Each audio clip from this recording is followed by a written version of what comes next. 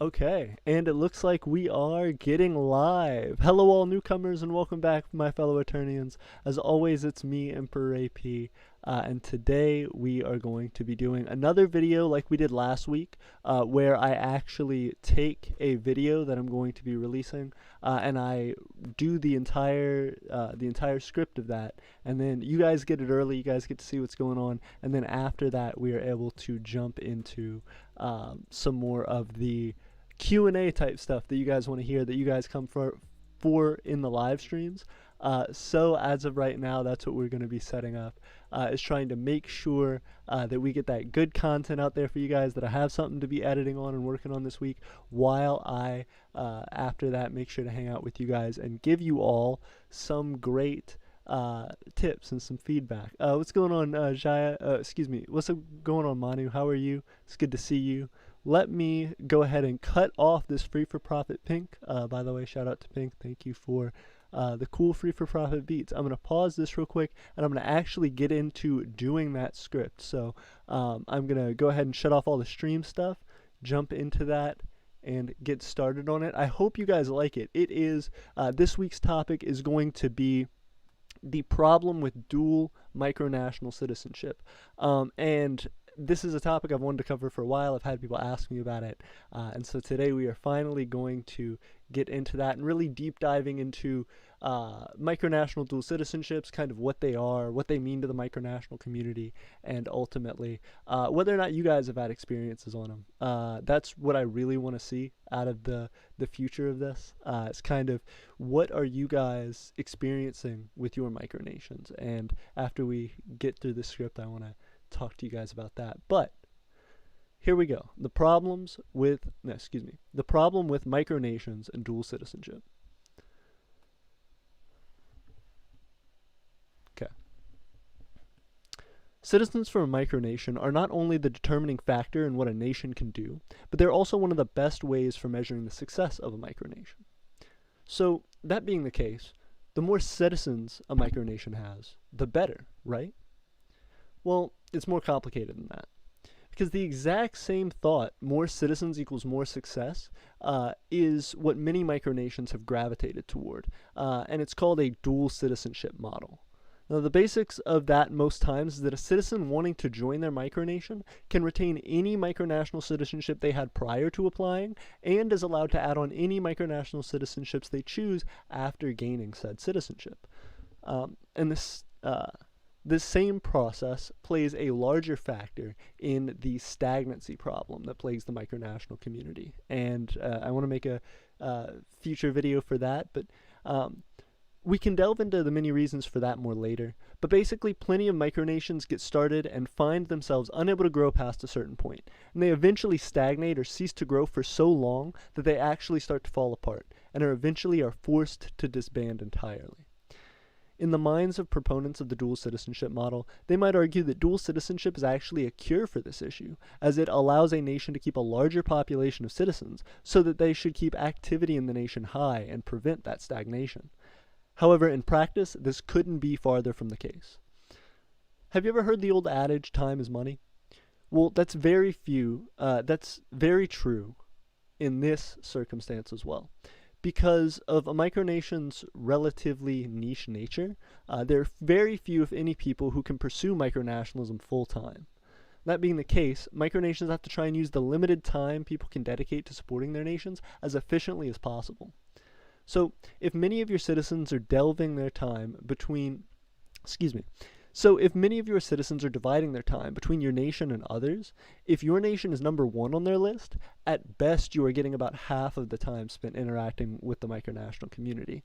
And if you're further down the list, you may not be getting any of their time spent in the micronational community for long periods. So that means there are percentages of a nation's population that are virtually completely unproductive.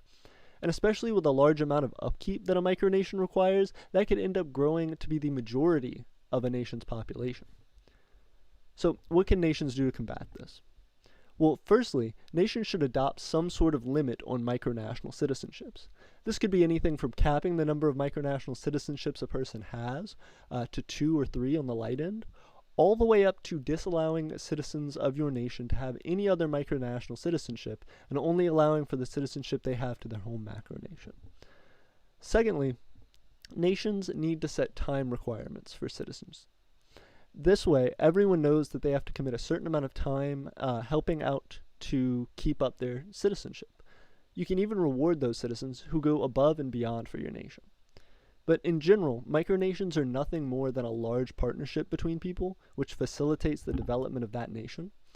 So a nation who has a small population of extremely dedicated individuals will beat out a nation with a huge population that is inactive every single time.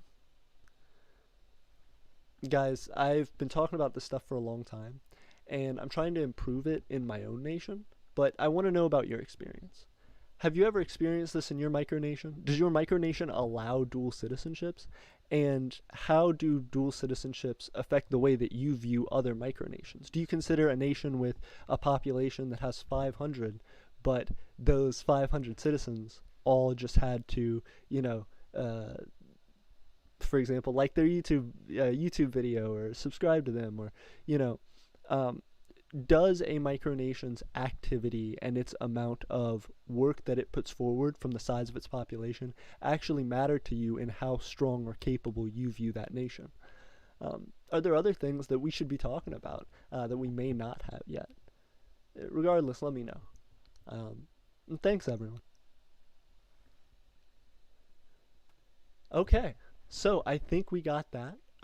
It seems like we are pretty good on that end. And now we will be able to get to the Q&A. All right. Also, I hope the live chat pops up.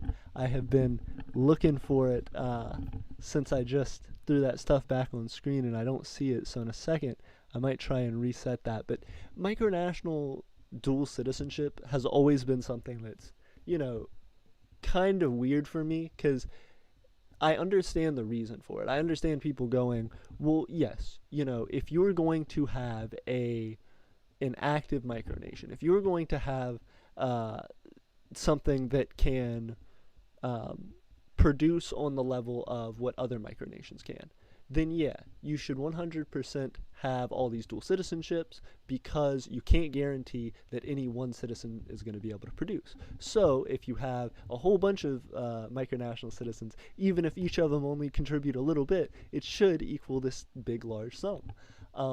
But we know that's not the case. Otherwise, micronations that just have a whole bunch of people for very little activity would be wealthy and successful and powerful.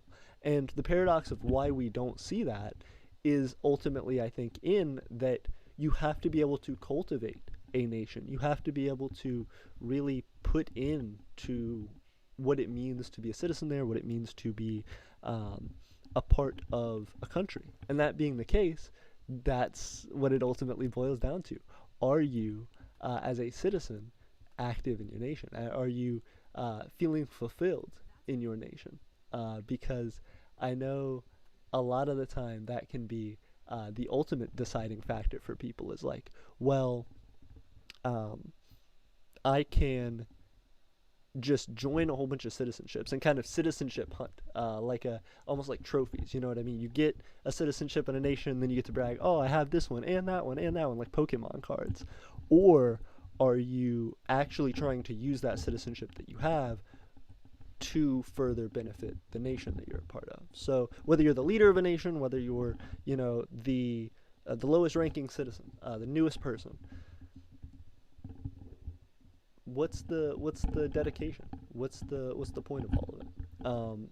And that's the question that you have to ask yourself, and especially as a micronational leader, someone who is running another micronation. There are plenty of micronational leaders who have like dual citizenships, and so my question to them is, well, are you dedicating all of your time to the nation that you're creating, or are you actually dividing your time between the nation you're creating and someone else's nation? Because if you are dividing that time and you're saying, no, I'm being legitimately true, I want to have both of these citizenships, I want to support both nations, then you have to know that by nature of that, your nation could be growing faster. You could be doing more. You could be helping to continue the dream of all of your citizens and the people who believe in you that much more, but you're splitting that time between another micronation. is that fair to your people? And what are the ultimate uh, trade-offs or benefits that people feel from these different citizenships? Manu says, hey, Africano says, what's up? Hey, AOB, it's good to see you. Manu says, what difference would there be between Aeternian citizens and people working in something related to Aeternia but are not declared citizens? That's actually a great point. So, Manu, the concept there is actually not foreign dignitaries. Foreign dignitaries are a type of this, but that's a little bit more detailed. I'll circle back. Sovereigns. We have in the I've talked about this before. I recommend you go and watch our videos on it. But we have what is called the prestige system in Aeternia, and that's a way of classifying people. That's a way of structuring our society in an organized manner. So, firstly, we have citizens. Citizens are people who are 100% connected to Aeternia. They are dedicated. They don't have other micronational citizenships. They may have macronational citizenships, but they are 100% committed to Aeternia. That includes me. That includes Steven. That includes people like that, Leanna. And then there are what we call sovereigns. Now, sovereigns are people who may not have dedicated enough to fully become citizen, or maybe they just don't want to fully become citizen. They may be a citizen of another nation. That's perfectly fine. Sovereigns are people who can come in and say, hey, I still want to be a part of that system that citizens get to be a part of. I want to be able to, maybe create a business in Aeternia. I want to be able to develop connections to Aeternia and all these different things. That can then be focused on and worked on through themselves as a sovereign. So instead of getting full citizenship, you would just apply for a sovereignty license. And what that does is if you have another micronational citizenship or a macronational citizenship, it declares that on there. It gives you an identification, same as a citizen, and that allows you to move up in certain prestiges and certain skill levels that we have dedicated for declaring the different abilities of the people in our nation. So if you want to get hired for a job, there is a list of people who have all different skills and abilities because they've registered for this system, such that you can go through, just like Craigslist, and find a person that you need to do a specific job. It makes hiring easier. It makes people looking for work have an easier time connecting in our nation that's already so small and has such limited ability as it is. That allows for us to use the most interconnection possible between the citizens and the other people in our community that want to interact. So it's good for citizens. It's good for these sovereigns, these people who want to be a part of Aeternian businesses, Aeternian community outside of that, maybe connecting to nations that Aeternia connects with, but doesn't have a direct path there. They can use Aeternia to do that. And that brings me into the next one, which is foreign dignitaries. Foreign dignitaries are like a step up from being a sovereign. If you don't want to be a citizen, but you are a part of another nation, a foreign dignitary is the specific representative from a nation that handles business on the nation's behalf. So you can have the nation's leader, but the person who, the full ultimate deciding authority, goodness, I'm getting my words twisted up tonight. The ultimate deciding authority for a nation's representation with Aeternia will be through this one person. So let's say the leader of a micronation is a very busy person and needs to stay put in their micronation, needs to deal with the affairs internal to their nation. They can appoint someone within their administration to be able to declare things on the behalf of their country to Aeternia, and for that to be the working agreements between Aeternians and these other nations, for us to be able to create trade negotiations and things like that. They are that nation's representative to us. So foreign dignitaries are a single thing that is applied to each nation that's interacting with Aeternia, who sets up the ability to have one.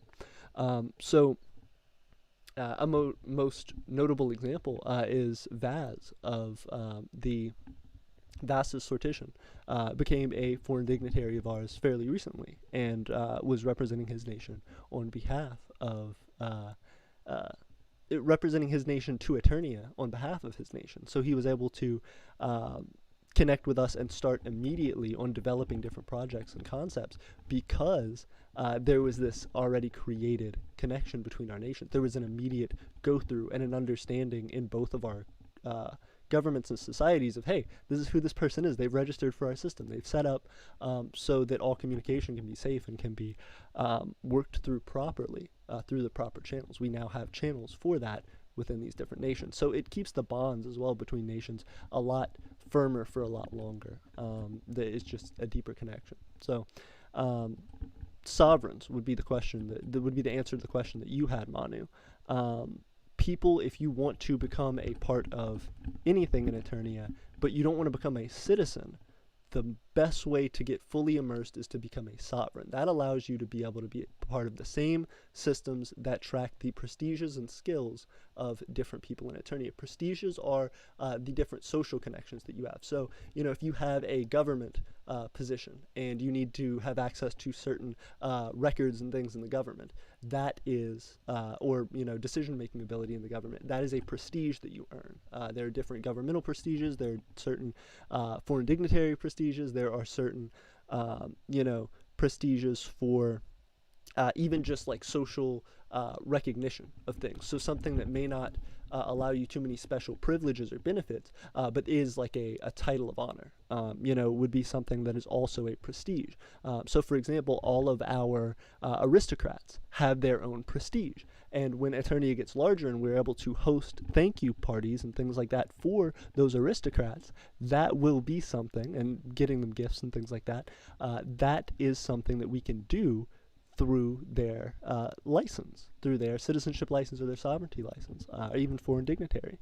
So that allows us to know who it is that's in our nation, what their interests are, and not have to constantly contact them for update on that, because they can be regularly applying for things that help to further integrate them into your society, and also encourages them to pursue their interests within the group that you're in. We talked about stagnancy today.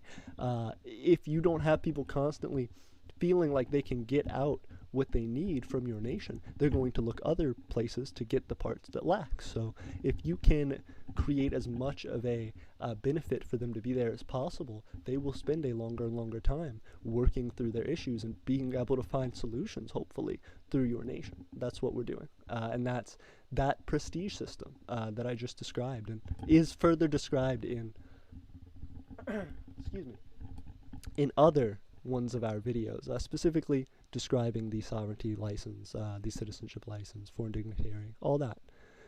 FBI says we've picked up suspicious activity coming from that area. Interesting. That's crazy. Good luck there. Manu says, like on that license thing you're doing. Yeah, exactly. That's exactly what I was talking about. Africano says message retracted. FBI says the prestige system has been found in our files as dangerous propaganda and a dangerous system. Oh goodness. Good luck then. That's crazy. FBI says we picked up the same system in China and tested them, and they're the same. If the meetups happen, they'll be on our watch list. Oh goodness. Good luck. Appreciate that. That's interesting. 'Cause I don't even know how. Okay, so that's the idea for me, right? Is this connection between what micronations can be and can do with the limited amount of resources that we have available as micronations. In the name, there should be some connection in our minds between what it is that is reasonable to grow into, and what it is that just needs to be made more efficient. For example, one of the big things in Aeternia is trying to get land, because there's so much benefit to having your own property, being able to develop that, being able to put businesses on. Us continuing our metal melting business, that is something that we need to be able to have larger space to be able to improve on, to be able to make cheaper and more reasonable for us to do at a larger volume. So that's, of course, a step. That's one of the larger goals and ambitions we have. But in the meantime, what can we do to continue to make the space we have more and more efficient and more beneficial for the growth and development of our nation? Do with what you have. Make things that work as best they can for the situation you're in right now. Because if you just say, well, 10 years down the line, 15 years down, whenever I have whatever, then I'll be able to do the thing. Sure, but does that actually get you closer to where you need to be today? There are always abilities, I feel like, in people's lives to try to make the best of their situation. And that's what micronations have to do. It sucks because there aren't super huge funding sources for micronations most of the time. But it is about taking those things which are deemed valuable by your nation and improving them and honing them and focusing in on them and making them a large, large part of what you do. Because if you can become successful at that, then you're already really good at doing it. So you have an intricate and detailed way of going about the desires that you have for your nation, those different levels, and that ultimately works out as creating smaller short-term goals. And it allows you to see much further into the future because you know, okay, this little step leads to this little step leads to this little step leads to this little step, and it makes it easier and easier and better for you to move forward. Ooh. FBI said the meet has happened. Yep. FBI said this isn't a joke. We know where your nation is. That's cool. I have kind of broadcasted that. Yeah, it's straight up like on our website. Like it's not that hard a thing. We have the micronational map, and we also have our PO box. Like both of those things are public information. Manu says he literally put it on a map on his website. Yes, I did. Manu says your success as a micronation abroad is measured by whether you're being watched by the FBI or CIA. Appreciate it. FBI says you're saying ISIS is just a micronation. No, what? I don't think that's what Manu was saying at all. But that's interesting. That's an interesting stance. Manu says basically the same with CIA. You know, you're at least respected. Ooh, interesting. These are some interesting back and forth dialogues happening. Rocky Mountain says, "What's going on here?" They're talking about like the CIA, which is interesting. I'm talking about trying to understand the goals and priorities of your micronation, and I think that's ultimately what the larger conversation was about today. Also, what's up, Rocky Mountain Television? It's good to see you. Aeternian Empire said, hello, Aeternia, how are you? And what has been going on in your neck of the woods? Rocky Mountain Television says, are we talking about something? Yes. So specifically, the video that I just recorded at the beginning of the stream was called Micronations, the problem with micronations and dual citizenship. And that was talking about the concept that micronations as a whole have a lot of difficulty with stagnation, and we see that because micronations, disband all the time. There are micronations who are forming and quitting all the time, and the reason for that and the lack of stability in the community is in part because of the fact that nations will have citizens, will have populations that they're focusing on and developing with, but those nations aren't engaged. Those nations aren't those populations aren't people who are able to give a large percentage of their time. And that's made a lot worse when you realize that those nations and those groups of people are in such a position that they absolutely could be developing more, but they are dividing their time between one nation and maybe another, 2, 3, 4, 5. So talking about how that is one source of problems that many micronations face and how we can go about combating that, and saying that, different micronations have different stances on it and reasons for that, but at the end of the day, what it is for us that we're trying to look for is the way to be most efficient. So we want to talk about that side of it and say that there's a spectrum of things that you can do to help improve your nation depending on what's best in this specific situation for the culture of your nation. So that being anywhere from, just saying, hey, we're going to have like time requirements for your citizenship, all the way up to, saying you can't have any other micronational citizenships without breaking the citizenship you have in this micronation. And that's something that Aeternia does. It's a pretty radical policy by micronational standards, but it's something that we are really trying to commit to because it shows that the small population that you do have really, really wants to be there and really has the time and ability to put in and to help develop, because as you just continue with swarms of people who are in thought supporting your nation but not actually able to contribute, you end up having an issue where there are lots and lots of potential evidences for your nation's success in these people who support you, but you don't have much to show for all of their efforts. You know what I mean? If 6,000 people produce $1, a year, that's a lot less than if, you know, 2 or 3 people produce $600 a year. It's a big difference. Um, ooh, Rocky Mountain Television said that sounds cool. Yeah. Aeternian Empire says, excuse me, hold up. Rocky Mountain says, I can talk about my ideas of starting a micronation. Yes, please. We're discussing that exactly. I'm talking about the problem of dual citizenship. Aeternia says, well, we are currently designing our currency. Nice. How's that going? Rocky Mountain says, that sounds cool. Manu says, FBI saying that all clouds are white is not the same as saying that all white are clouds. Got him. Manu says, I never mentioned ISIS. Rocky Mountain says, there's something I need to pay attention to. This is something I need to pay attention to. I would want to build a 10-foot wall around my land.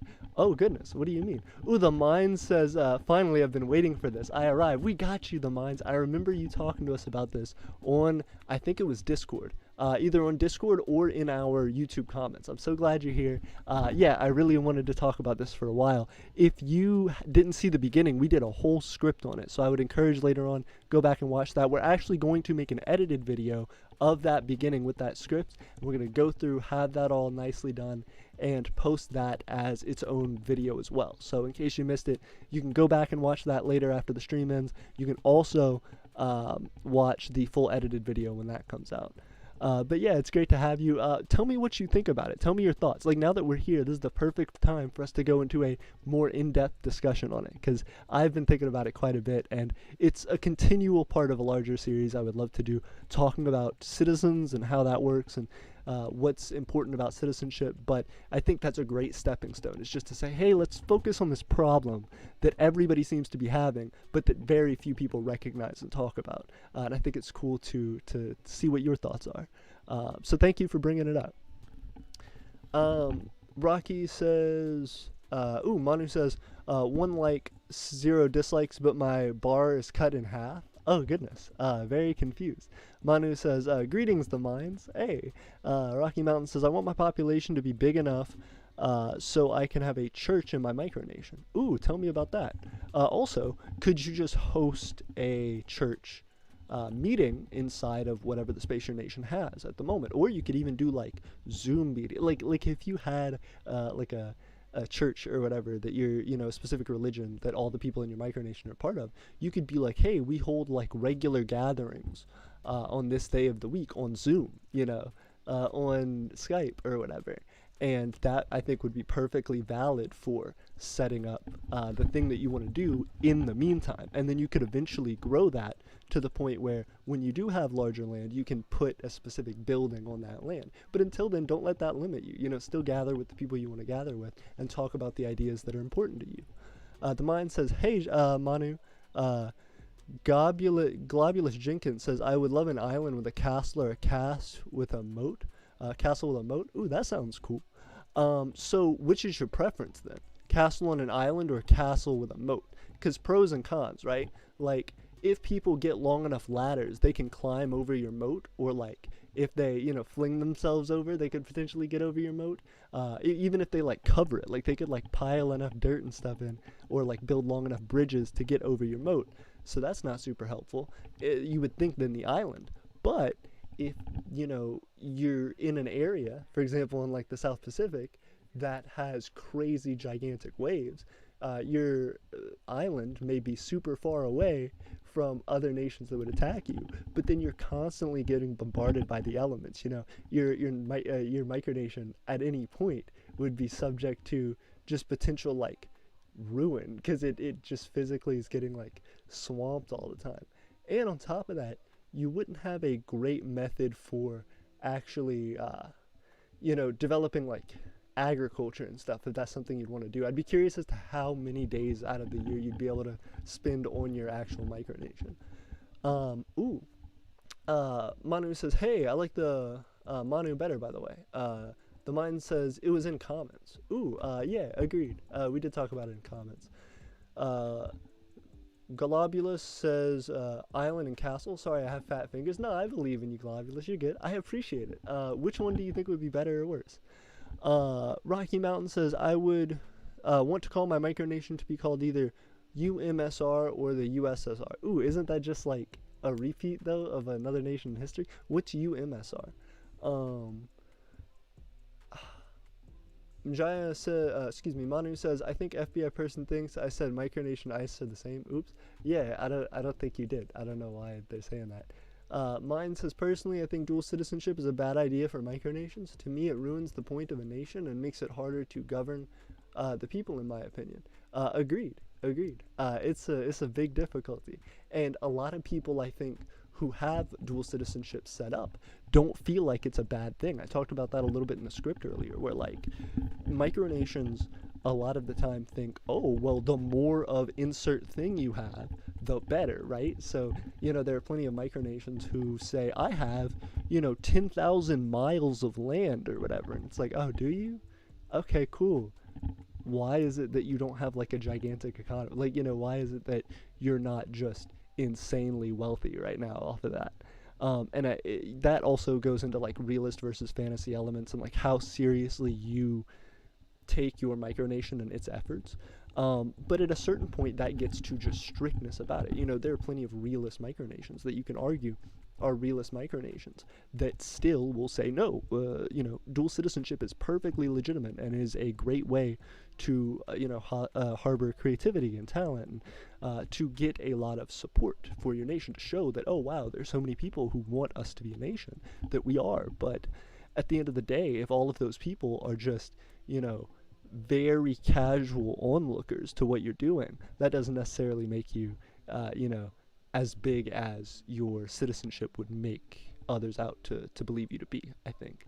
If you hear of a nation of like 6,000 or 10,000 citizens or something like that, you would be like, wow, those people are probably, there's millions of dollars between those people. You know what I mean? Just in like average income, if everybody's working like normal jobs, even minimum wage job, there's a significant amount of income just pooled between those people. The efforts of their nation must be huge.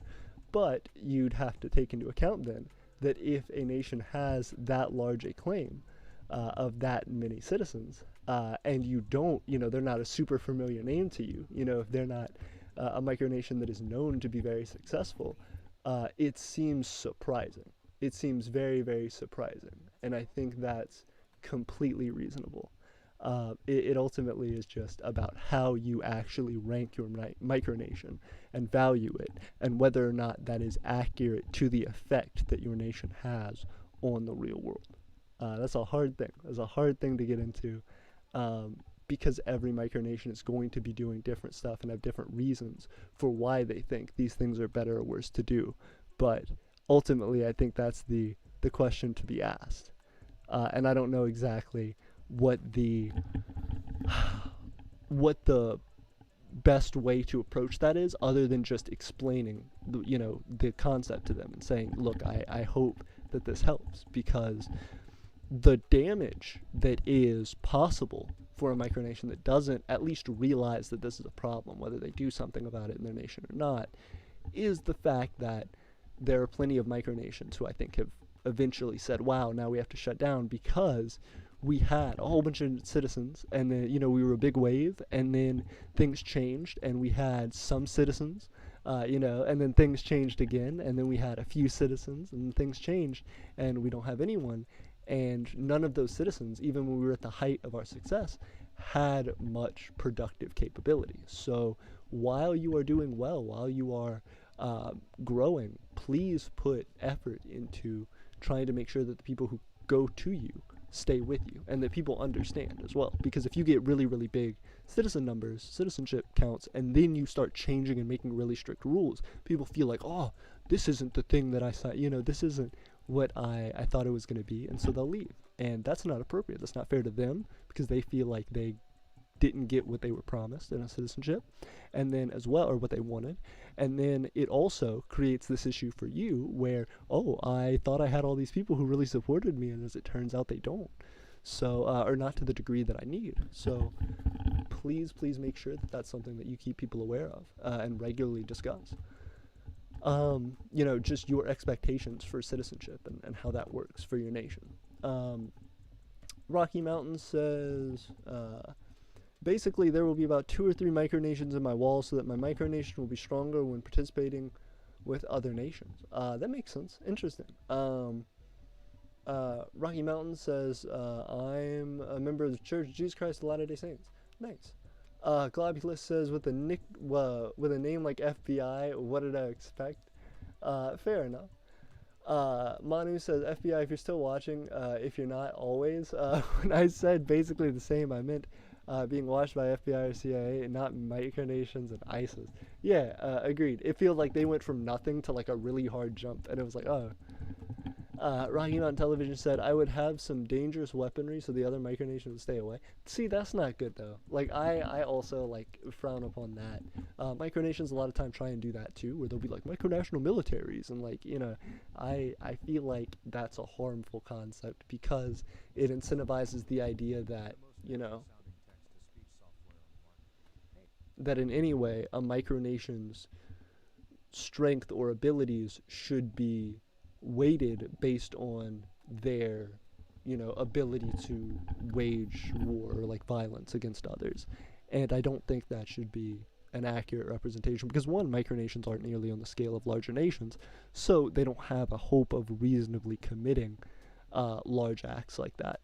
But more importantly, you don't want to. Like, those are things that are horrible atrocities that happen in the world. Wars are some of the most terrible things to ever be a part of human history, and that's something that anybody who's been through war would attest to, saying that it's terrible. You're watching people kill each other. So that being the case, micronations, I don't think, as they grow into literally whatever they want to be and whatever they hope for the future of the earth, I don't think they or of humanity, I don't think they should try to emulate the things that were bad about nations before them.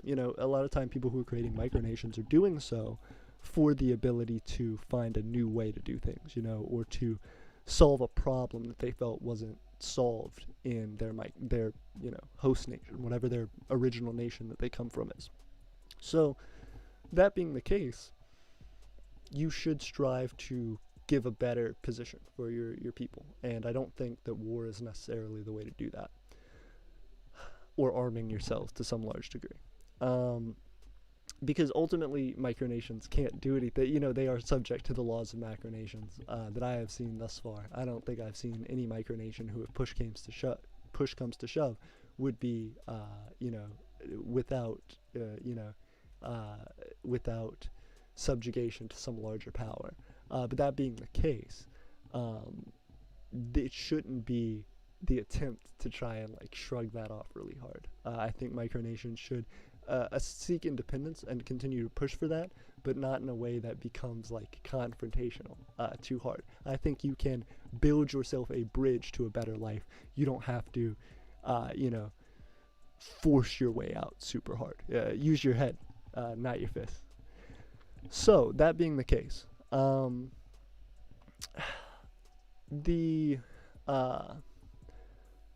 Mountain Television says the United Micro-Sovereign Republics. Oh, that's cool. Globulus says island preferably. Some type of resource on island to trade would be great. Agreed. Also, Rocky Mountain, what gets you interested in a republic specifically? Tell me the concept. Rocky Mountain says I want it to be big enough where other nations will leave me alone. Agreed, but you can't just start off that way. Like it doesn't just work that way. You have to have like a rapport with those nations and have them like willing to like let you do that. Because otherwise, if you're like confrontational and then you get up, to a certain size, they'll react. Like you should want to make friends with these nations so that they're supportive of your independence and not, trying to stamp it down. Manu says micronations need to collaborate, but the need of great compromise to be actually called a citizen may make people value working with Aeternia more.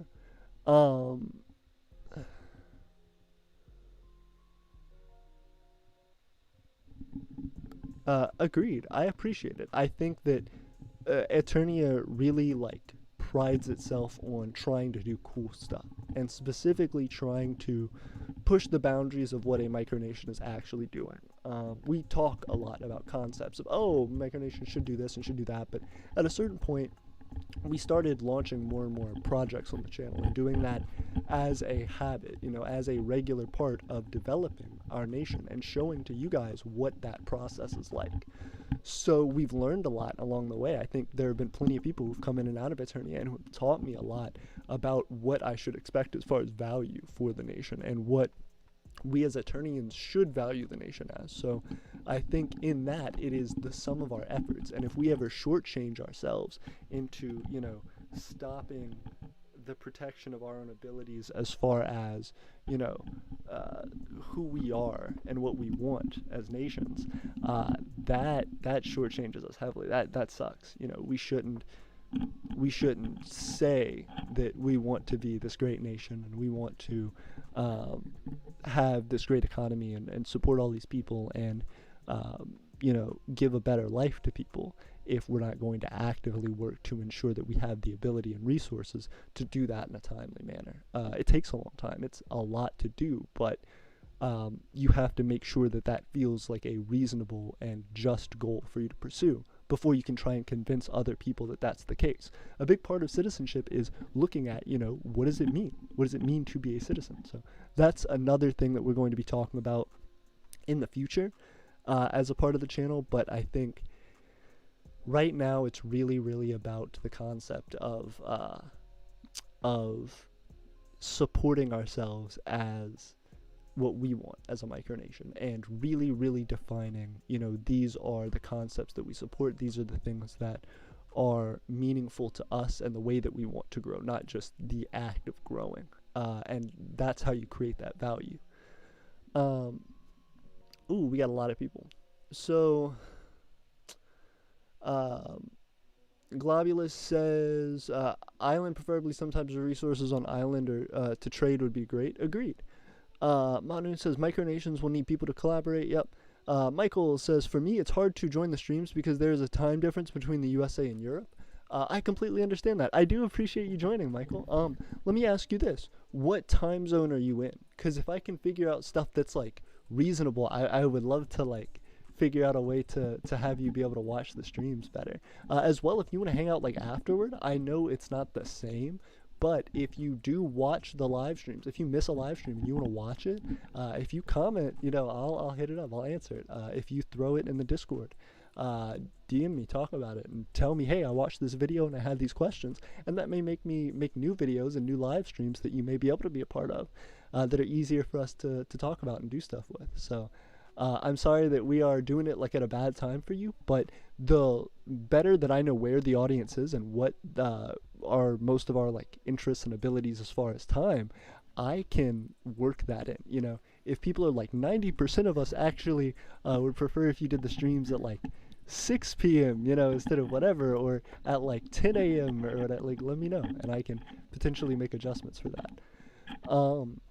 Manu says Aeternian citizenship becomes less of just a title. You can be called by and more of a position to take care of. Agreed. And it's something that I hope is more than just work, that it is something that comes with a set of goals, that it comes with something to be expected to be gained from that.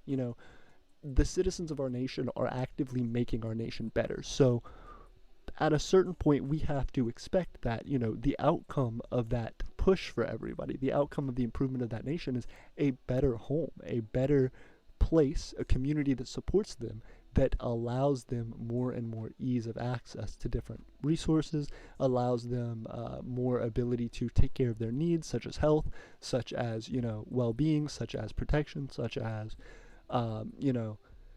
making their life easier and less stressful by the efforts that they put in for us. They are betting on this horse. They are supporting this movement. And so we need to make sure that that is the right choice for them and that they feel justified in giving that amount of time and effort to this process so that they can see the value of it, because that helps a lot more than anything that you could ever promise to people or tell people, is to show them this works. This has an output for you and can continue to long after you contribute to it.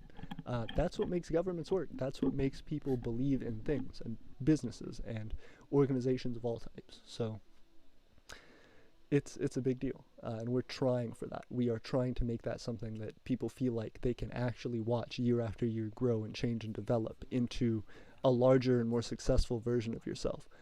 For years, our goal has been to try to get monetization on this channel, and I am proud to announce that we are within 1,000 watch time hours of doing that. Less than now, almost to 900. After this stream, we very well may hit 900, watch time hours. They get pretty close. 900 watch time hours until we hit the 4K that we need, because we're closing in on it. It's taken a lot of time. It's taken a lot of effort, and I have some big things lined up to help push that forward for us.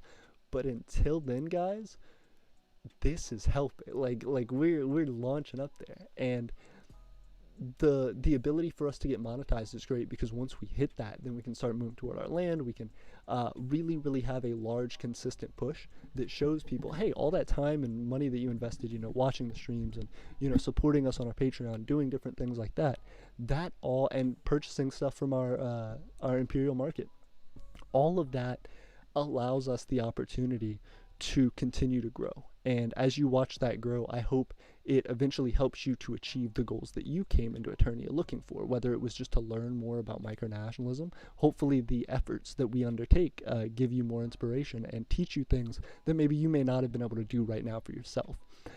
As well, I hope it allows you, if you're seeking citizenship with Eternia, to be able to get that, for that to fulfill the needs that you had set up for your life that brought you to Eternia and made you interested in a citizenship. It's a dedication. There is time and effort that you have to take, so there must be some value in it if you are willing to work for it, if you are willing to pay for it. So that is what we're trying to do, is to have people legitimately supported and helped by their citizenship here. Globulus says, Rocky Mountain Television, have you ever seen the movie The Mouse That Roared with Peter Sellers? Elijah says, hello, AP. Hello, Elijah, how are you? I haven't seen you on the stream in a minute. It's good to have you. The Mind says, AP, I know you are busy with streaming, but I replied to the citizenship application you sent back. Just wanted to let you know after the stream. Oh, thank you very much, The Minds. I appreciate it. I actually need to hit it up. I'm not sure if I have emailed you yet. If I have, check your email. If not, I will jump in pretty quickly and get to that. I know I'm always behind on citizenship applications, but I am continuing to try and update that. I think the last time I checked, I only had like 2 or 3 that were left undone. So you may be a part of that. You may be someone who was added more recently, but we will get through that very, very quickly, and I'll get you through. Epic Filmmaker says, greetings, I'm here. Hey, Epic, it's good to see you. Some Mad Dude said, hey, some Mad Dude, it's good to see you as well. Thank you so much for the art. People on Instagram loved that. It was really cool. If you guys haven't seen it, you should check it out. He made, I said he, but I don't really know that it's a he. Well, hold up. Does it say the Mad Man? Hold up. Some Mad Dude. Okay, well, I guess I can't. Dude's not technically male. Yeah, it's just used as male, but you could call a woman dude, I guess. Okay. Some Mad Dude sent us some cool art, and it's done really well. Also put out the citizenship, and that helped us a ton. I would love for you to make more art for us, actually. That'd be very cool. If, when we look at, I said some Mad Dude. It wasn't some Mad Dude. Oh, yeah, it was some Mad Dude. I would love some more art, if you have any more, if you can create any more. And I would love to talk to you more about what you like to do in your art and how we may be able to help you with your art. That's valuable. That's cool. And I think people like it, and we want to show people that it has value. So let us know. Elijah says, it's been a while since I've been able to watch your streams. I know it. We've missed you, dude. It means a lot. I appreciate it. I know a lot of the time, like Michael said, it's hard for people to do things with their schedules and join the streams, but it's also hard potentially because of what time zone you live in. You know what I mean? We don't have a super regular schedule because of my own necessities for, my schedule and things like that. But it's super cool to see people jump in when we can have a live stream. And I hope that I'm creating content as well outside of that that is sustenance until the next live stream. Because people say, hey, I am normally able to make your live streams, but you jumped on today at a weird time, or, I missed the notification, I was out doing something, and then they feel like, oh, well, now I didn't get all that content. But if you rewatch the streams, I definitely appreciate it. I know some people aren't as big of fans of it because they like interacting in person, but hopefully the content that comes out of the streams and comes out of the other things that we make along the way are really helpful for that, and I'll actually make you feel more excited about that, so and more ready to join and do another live stream. Feel like it's worth it still. Ooh, let me keep jumping in. Epic says, yeah, me too. Well, I appreciate both of you guys. What have y'all been up to? Have things been going well for you? I hope everything's been very positive on your ends. The Mind says, JP, you can see what time your viewers are most on YouTube and analytics. Oh, I think he means AP. Yeah, oh, thank you. The Mind said, yeah, AP. Yes, I 100% can. I need to watch it. It was, the last time I looked, it was really weird. It was like noon on Wednesdays. It was very strange, which isn't bad, but a lot of the time it's hard for me to drop stuff on noon on Wednesdays. I guess I could like record it prior and then drop some of it. I'm going to try that. I'm going to start trying that. I'll look at the analytics, see when they're on, and try and drop it at the height of being on, or maybe like an hour before, and see how well that does. But ultimately, I feel like, oh no, oh gosh, they're goofing me. Nope, we're not getting all the ads. We may get one ad snuck through every once in a while, but we're not getting all of them. Okay. Yeah, and so as we continue, I want to make sure that we have those times figured out, but sometimes it's weird. Like a live stream I can't do at 11 p.m. on Mondays or on Wednesdays because like I have stuff, just other like life stuff to take care of. I have a job, I have, school. But if I could, like I guess I would, I want to try and update those pre-recorded videos though to drop around that time, so maybe that'll be helpful. Let me know when you guys watch though. I would love to do a poll on that. Epic says, greetings, I'm here. FBI says, well, you're saying that micronations are people who say they are people who proclaim independence and sharing beliefs, and the Islamic State are people who share a belief and proclaim to be independent.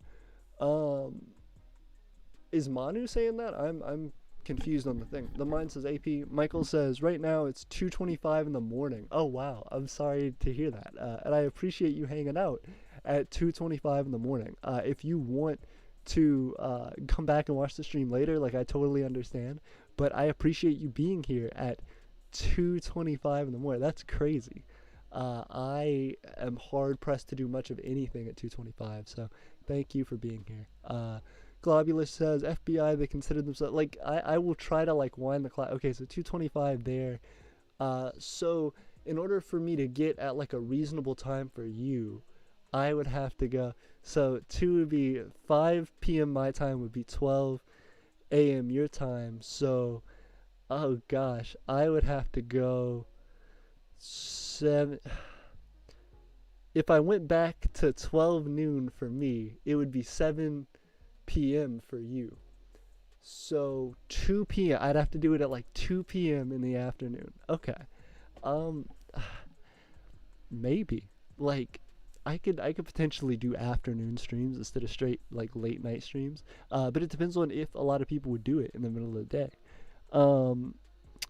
Globulus says the FBI consider themselves a nation, hence Islamic State, but of course no one openly recognizes them. I believe your pals in the CIA and Mossad are behind ISIS anyway. Interesting. That's a long take from Globulus. I'm interested as to how this is going to go. The Mind says, PogChamp AP, we're both close to monetization. Hey, very cool. Congratulations, The Minds. I'm excited to see it. Also, yeah, we're super close. I want to see. You gotta tell me more, The Minds. I'm excited to check out your channel. Elijah says, hey, we have 7 people watching, but only 3 likes. Everyone go like the video. Hey, appreciate it. Go like the video, guys. It means a lot. It does help to like let people know that we're streaming. Sometimes YouTube notifications are gross and they won't let people know. Also, go to all notifications. Like it'll remind your feed to like bring it in. So please do. Make sure that you have the bell icon rung and connected to all notifications. It helps us a ton. It really does. Let's see. Yay! I got it to mute. I got it to mute before the ad showed up. I did it. Nice. But yeah, so that's what we're doing.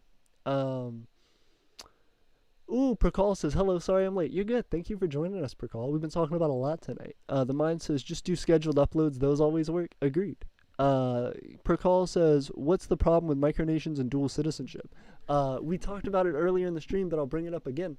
The short and sweet of it is, micronations have a certain amount of time that their citizens can dedicate to micronationalism, period, because, there are very few, if any, people who are actually doing micronationalism professionally. Like, they are able to live, their primary income is from micronationalism. That's very rare, if it is happening at all, currently. And if it has been, it hasn't been occurring for super long, like maybe a decade. But because the majority of people even interested in micronationalism is small and those people aren't getting paid to do so, a lot of the time you can't expect them to have a very ton of time to dedicate to your micronation and its development. That being the case, you have to be able to use the time that your micronation citizens have to dedicate to your nation, like, as quick as possible. You need to be able to have those people excited about working and doing things and creating for your nation, because otherwise you have a ton of citizens. There are cases where micronations fail who have like 500 citizens. It's like, how did that nation fail? And it's because all of their citizens were just citizens by, like stamp collecting, saying, hey, I'm your citizen, yeah, sure, I'll apply. Cool, thanks. Do I have to do anything? No, I don't. Okay, awesome. I can, but if I don't have to, I'm a citizen. It doesn't have a ton of weight to it. So saying that you have a whole bunch of citizens isn't super valuable, and misrepresents the value of your nation, in my opinion, when you allow your citizenship to not have some requirement of time involved, whether that be that you set a requirement saying, hey, everyone has to work this amount of hours in order to retain their citizenship, or whether you say you just can't have another micronational citizenship besides the one that's for my nation, the one that you're applying for. And I think that is ultimately the best way to handle it, because if you create a certain amount of time dedication, well, what if people just want to contribute monetarily, but they don't want to do time dedication? That's certainly fine, but then again, they could be doing that for 5 or 6 other nations, and that's good. But if you are really trying to grow your nation as fast as possible, those people should be focusing as much as they can on developing the nation that you have. And that's why I think it's a tough stance to take, but it is an important one for micronations to do, because I think a lot of people are afraid that, well, if I just create something like that now that I've started my nation, it's going to be hard on everybody because it's not what I originally required as citizenship. And I agree with that. That's rough. But I think that micronations, when they begin, should place that in if they haven't already. And then again, those nations who have already existed for a while, try and transition to something like that, something that's getting closer and closer to that, because it ends up creating value for all of your citizens, and then that your citizenships mean something. So when you look at the amount of citizens your nation has, that really can be a solid, reasonable way to track success of your nation. Whereas these inflated citizenships, these ones that are more so just in title alone, don't really give an accurate representation of how successful your nation is, other than that 600 people know the name of your nation. You know what I mean? Which isn't nothing, but if you're trying to develop sincerely and you're trying to develop in large scale, citizenship needs to have some value. Percol said, Elijah Wood says, hello, Kingdom of Percol. Percol said, hello. Manu says, FBI, are you putting words in my mouth? Got him. Manu says, also very different. Ooh. Well, we're getting a ton of ads.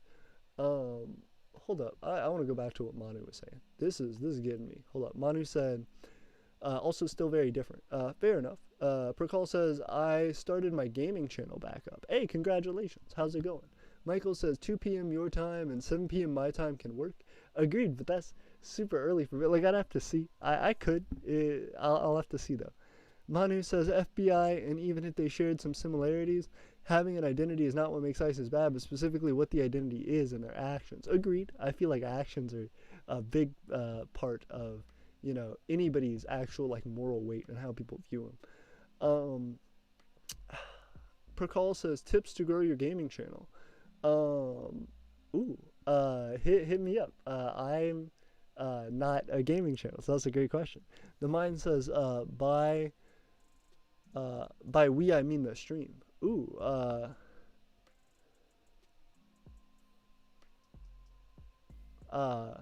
Mind says by we I mean the stream. So when you say we are both very close to monetization, are you saying we the stream? Like everybody's like super close to monetization, like all of us in the stream? Because I agree with that. We're super close.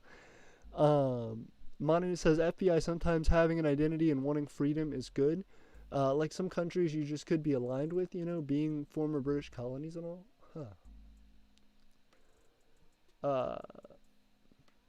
Got him.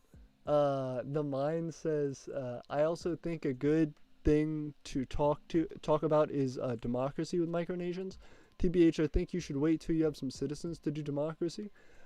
Agreed. It's a difficult thing. Like we've talked about that in previous videos and stuff, and in other live streams. But ultimately, that is like a big deal because a lot of people don't think about that. You know, they'll set up these really bureaucratic institutions for their nation. They'll set up, you know, we have you know, a president and a Supreme Court and a Congress and all these different groups, and they may have 5 people total. So it's like you have one person who's the president, you have one person who's in the Supreme Court, or maybe 2 people who are in the Supreme Court, and then you have 1 or 2 people in your Congress. It's like, okay, well, or maybe everyone's in your Congress, so 5 people in your Congress, 2 or 3 people in the Supreme Court, 1 person's president. It's super thinned out. You know, it seems like everybody's coming up with different ways to check and verify and create laws, which is great, but then you don't have people to do other jobs, and then it becomes again that same problem of like, oh well, you know, they can do all of those government positions and they can also be carpenters, and you know, they can also be artists, and they can also do all these other things for the micronation. It's like, well, but then that's taking a lot of time from those people. Their time and their dedication to the micronation is no longer just like whatever their interest is. It's like a lot of different stuff. And so if you're going to give somebody like a governmental position, that's great, but then their time and effort should be focused on that governmental position, whatever the role of that is, as much as possible. So micronations, I feel like, do that really well. You know, they'll say, hey, you're the Supreme Court, so all you got to do is just, you know, help to make sure that our laws are reasonable based on our Constitution. It's like, okay, great. But then those people are not super useful for anything else. Like, they're just not going to be able to do a whole bunch of other, like, super beneficial stuff for your nation. Not saying they can't, and not saying that that's the circumstance everywhere, but many times that is the issue. So trying to make sure that the people that you get are dedicated, but then on top of that, and have time to spend, but also on top of that, making sure that those people are in positions that actually are the most valuable for them to be in, and the thing that your nation needs most is better than having them in just arbitrary positions that make up the structure of a government but doesn't actually benefit anything that you're doing. So yeah, it is really hard. I think government, republics, democracies, things like that are really large institutions, and if you're going to do something like that, it's fantastic and you should, but you should do them when you have the scale to necessarily support that. First off, we have 8 viewers. Thank you guys for jumping in. Please like the video if you haven't, and please hit that bell notification. It helps. Michael says, need to sleep now. Bye. I get it. 2:30 in the morning. Almost 3. Have a good night. The Mind says, Globulus says, the Mind's either more citizens or multiple personalities. Oh, goodness. That's true. Like, you could potentially just like wear a ton of hats, and there are people who do that, but again, I feel like it's an overwork issue. The Mind says, no, when I said bye, I was referring to a previous message you probably have. Scroll up. Oh, okay. I'll have to look back. Manu says democracy works when the circumstances demand it. Agreed. Procall says the video got me 2 more subs. Uh, is Minecraft, but if I say a word with the letter E, the video ends. Amazing Connor. Oh goodness. Crazy. I'd be curious to see how that worked out. Globulus says the U.S. isn't even a democracy; it's a constitutional republic.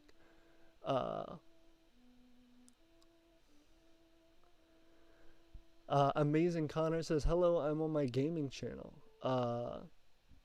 Very cool. It's good to see you, Connor. Mine says Roman Empire had the best democracy. Interesting. Amazing Connor says now. Hey, awesome. I'm glad to see it. And I'm glad your channel's doing well.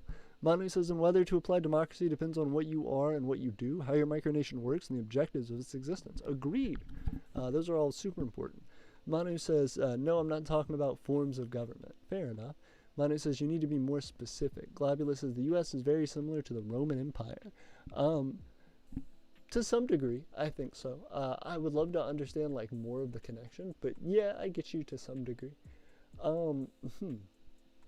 It's interesting because in all of the time that we've been spending right now talking about the ways that micronations should grow and should develop themselves, specifically in talking about the laws and the infrastructure that they have, and the concepts behind which they form.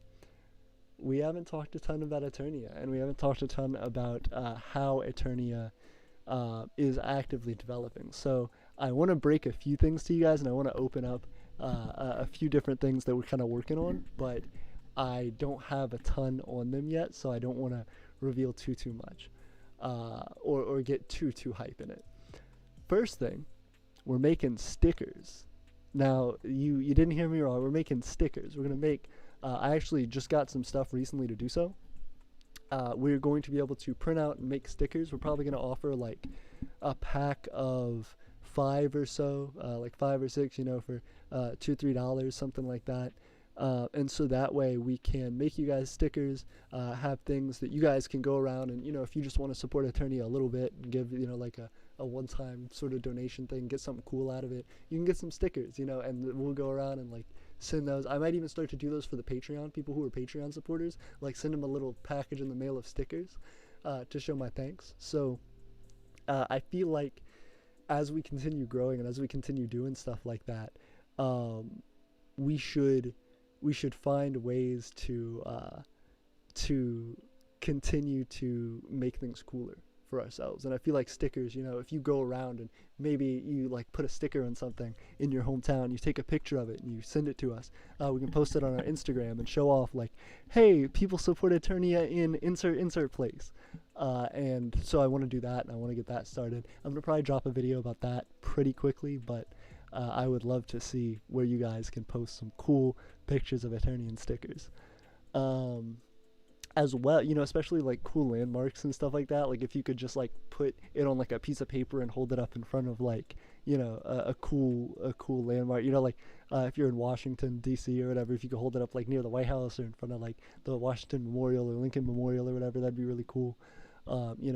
Different places around the world that we could just kind of show off. And say, Aeternia represented here and have a cool background to it, would be amazing. So I want to launch those stickers pretty quickly, and we're going to have different ones that come out every once in a while. So, we'll have basically assorted sticker packs and the different, maybe for different seasons. For like the holidays, we'll have like unique ones and stuff. But as we continue for that, we're going to keep pushing forward. The other thing, in similar fashion, we're continuing to try and work to get Leanna's t-shirt.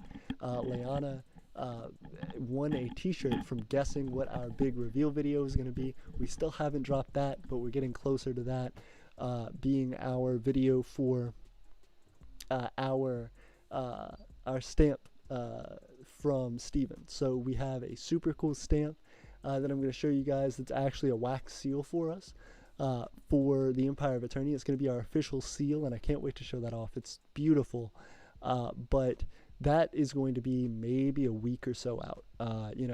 I have some life situation that's going on right now. It's going to take a little while for me to start making videos like I used to, but I am still very excited to have that ability to show you those things. Like we have multiple back-to-back really cool things. Another one is some stuff that Gray sent us, some cool paper stuff that I can't wait to show you guys. I want to actually do something with that. I have like an idea in mind of how I want to have that finally presented.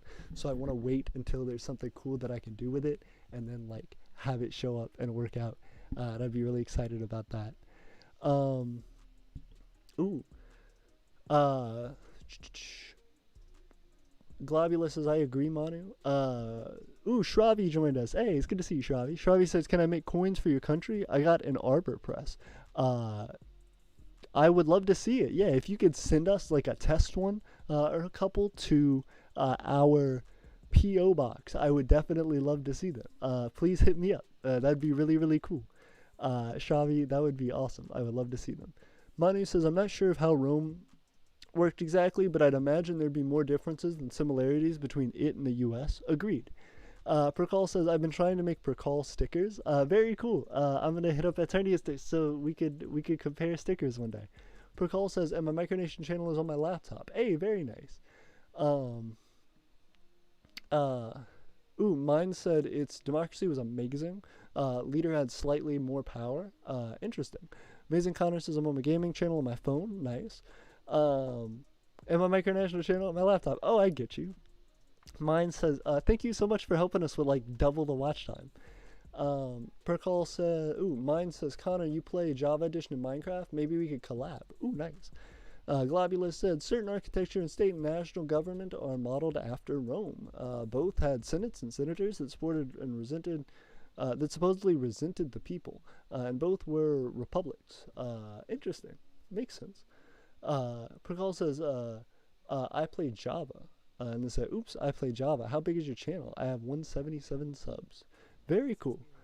Showing off. I love it.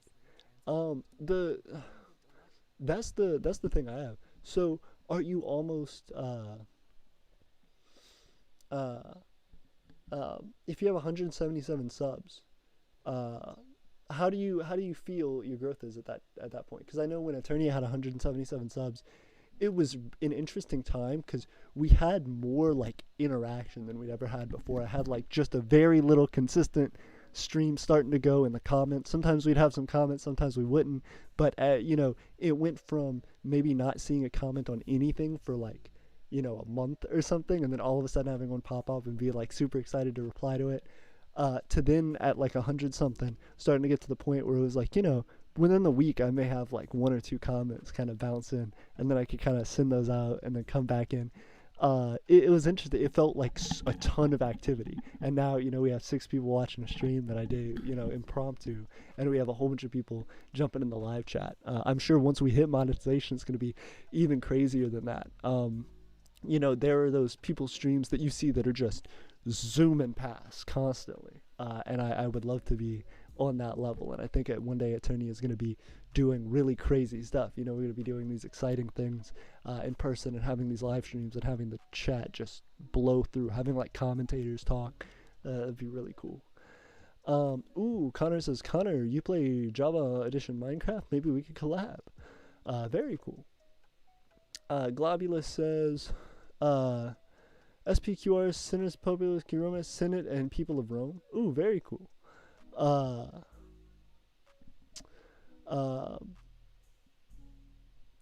Aeternian Empire says, we've been trying to make some Aeternia buttons and stickers. That's cool. How do you feel about it? Percol says, I'm on my laptop and phone to double watch time. I appreciate it. It means a lot. Mine says I have 920 subs. Very cool. I appreciate you, the mines. Connor says, wow. Manu says, republics is such a broad term now. Agreed. Manu, that is crazy. There are a ton of people who, it's interesting because people go back and forth really hard on America as the U.S. as a republic or as a democracy. That one's really tough because it has democratic value. People say it's a democratic republic. It's interesting. I feel like it acts differently throughout time. It's evolved into what it is over different circumstances than what it started under. So there's been a lot of change to actually what the US is, I feel like. And that works for micronations as well. There are a ton of micronations who start off as one thing and then develop pretty quickly into something else, either out of necessity or because of their development in their culture. You know, deciding, hey, this is us, or this really isn't us, or this works, or this doesn't. So they'll change up. Um, ooh.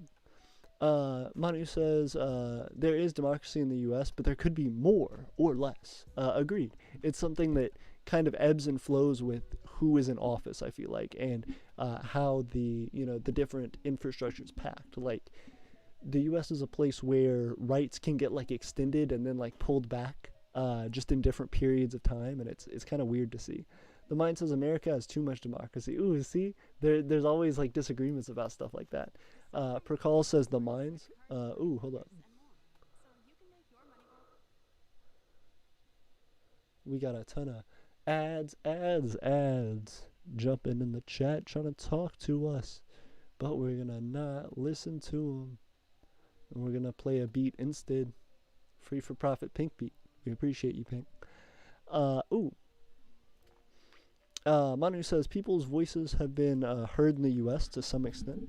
Agreed, but I think it's still a tough one. You know what I mean? It's not something that always feels super clear. Prakal says Amazing Connor number 1105. Mine is. Ooh, very cool. I'm Amazing Connor. Amazing Connor said he is. Ooh, nice. You're bumping yourself. I appreciate it. That self reporting. The Mines. Have you played Minecraft with us? We did one stream where we had like a number of people jumping into a Minecraft game with us. We were building like a little town. And we've done that in the past. If you want to join one of those Minecraft live streams, you can shout it out. Tell people about our channel and stuff. And we can tell people about yours. It'd be cool to have like a collab in Minecraft to do those different things. Manu says AP, not just who is in office, but how the system works generally. That's true. But I feel like that's the thing that makes it able to sway with who's in office. Like, I think who's in office is, depending on your politics, like where the problem is in any given moment. But I feel like the larger issue there is because of how the governmental system's set up. You're right. Like, it allows for sweeping changes to happen very quickly depending on who's in office. Frog says John Mother. Interesting. Globulus says there is a lot more democracy in the U.S. than on a local level than on a national level. Do we get to vote on whether we want to go to war or not? And with electoral college and a two-party system, yeah, you see, it's a big like point of heavy debate for people. Also, my webcam is shot right now. Let me reset it. Boop, boop. There we go. We're back up. Nice. Okay. Ooh, so the Mind says, I've not played Minecraft with you guys. I missed that one, sadly. I know it. We need to jump in. We need to jump in together. Hit us up. The Mind says, I plan on making a video on Aeternia. Hey, I appreciate it. That would mean a ton. Percol says, only if you had Minecraft Java. The Mind says, I have Java. Percol says he streams Bedrock. I do stream Bedrock. It sucks. Every time I've started, people have been like, you should have Java. Why didn't you get Java? And I didn't realize. I was just like, oh, this one looks cool, when I got it, because everybody was telling me, you need to get Minecraft. So I was like, oh, I'll get this one. And then people were like, oh, you didn't get Java? And I was like, no. So, but that's alright. The Mind says, I plan on making a video on Aeternia. Thank you, that means a lot. Percol says, stream Bedrock. Connor says, I feel like 2 on my gaming channel. I have Bedrock and Java. Oh, nice. So you can play both. That's awesome. Best of both worlds. Solid gaming channel. Amazing Connor says, I have Java. Manu says, Jenkins, don't forget gerrymandering. Agreed. That's a whole issue. Percol says, I have Java. You're frozen. I don't have Java. Yeah. We fixed the I'm frozen thing. It did take a minute, though. Sorry about that. Yeah, I feel like it's a hard system to, like, fully understand because of all the intricacies. Like you said, the local government and the federal government. It's something where at any given time everything is changing so much that you can keep up with news articles, you can keep up with small developments, and really recently occurring developments, but it's hard to see the bigger picture as time scales. The longer that you live, the easier that it is to see where the nation's going and how things are developing, because you've lived through and experienced all those tiny moments in between. But even as just an individual citizen, it's hard to see the bigger picture in the U.S. a lot of the time. But in particular, for our nation and for developing Eternia, that's something that we've always tried to keep in mind, is the concept that, like, because we want everybody to be really active and really participatory, we have to make sure that we create an environment that allows for that. And it's sometimes a problem because we put so much emphasis on that it becomes a controversial thing in the micronational community. There are some people who are like, how dare you? Why would you ever limit the amount of citizenships that someone could have? That's like taking away a freedom. Or, why is it that you require, like, either a citizenship tax or some work to be done, economic work to be done, for all citizens of Eternia? That's another thing that we include, and it's simply because of creating value for that citizenship. So as we continue and as you see the growth of our citizenship in Eternia, know that the people that you are going to be introduced to and the stories that are going to be told are the ones of people who are investing in Eternia and are people who are trying their best to continue to make what Eternia needs to be for them, and as well for the rest of us. So we're moving forward. I want to kind of flex some numbers to you guys in a second, but I want to show that appreciation. I do it at least once every stream, but it's cool that we have grown this much, and it's important to show that has been a long time effort. There are people who are here to this day who have been here since basically the start of the channel, and there are people who haven't been here for a long time who will jump back and be like, oh my goodness, I can't believe that Eternia has grown this much. To everybody who's involved in doing stuff, to everybody who's helped or is helping to make us more well-known, more of a better connected micronation, pushing us to keep growing and changing who we are and what we do, thank you. Because we are getting to our goals, and it is, I think, in big part because of this community's assistance and guidance that we are able to get there. So yeah, again, I want to kind of flex some numbers to you guys real quick. Let me jump on to our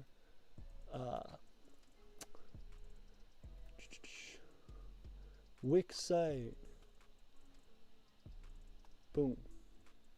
Let me see if I updated our land purchase funding. I don't think I did. Oh goodness. I will have to do it. Calculator. We got to get up our Etsy. Then we got to get up our Patreon.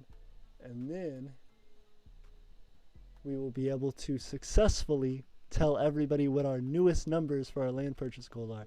Because it's gone up significantly. I am like super excited about it actually. Let me jump in real quick. Stats. Okay.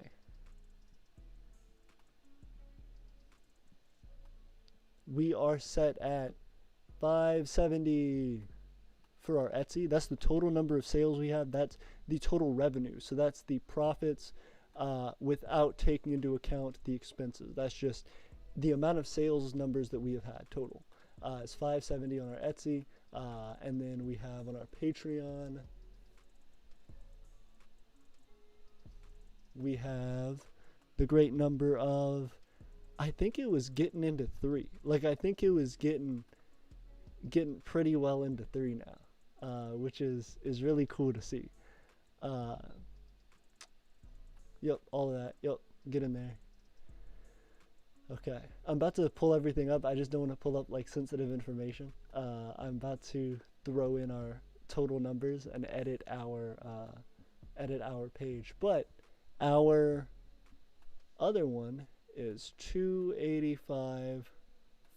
So that's what's been helped on our Patreon. So that's almost to the 300s.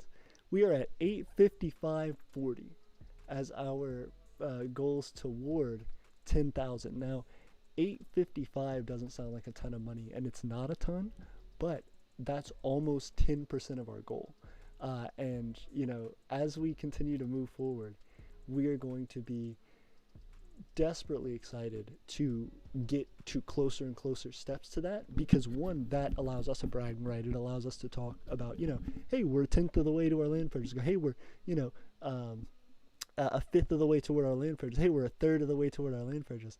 Um, all of that means that we are doing bigger and better things, and more than likely doing bigger and better things more frequently. That it's like accelerating. So as we continue to grow, I know it's going to be important that we continue to really, really push that idea that we're trying to get to this, and once we get to a certain point, it's going to be a quick acceleration to that 10,000, to our full goal. You know, at a certain point, there's a tipping level where it becomes less, you know, when are we going to jump into our final our final getting of that 10,000, and more of how quickly can we make that happen now. And we're pretty much to that point now where, you know, about to hit $1,000 total. That is a huge goal for us and what we've been trying to do, and it allows us the ability to actually move forward with a lot of the things that we've been having to hold back on and having to wait on to make sure that we have the money and resources to do it. So we're getting close. We're for real getting close. It shows a level of consistency for us, and it shows us that we can truly achieve these things that we're trying to. So first off, let me jump over real quick, throw you guys over to our online. Oop, maybe I'll throw it in the live. Oop, there we go. All right. All right, this is our free for profit right now. We're hanging out with some pink, and then we are going to jump into, there's all our stuff. Okay, Wix website editor. We're getting in there. Hey, our new land purchase funding, 855.40.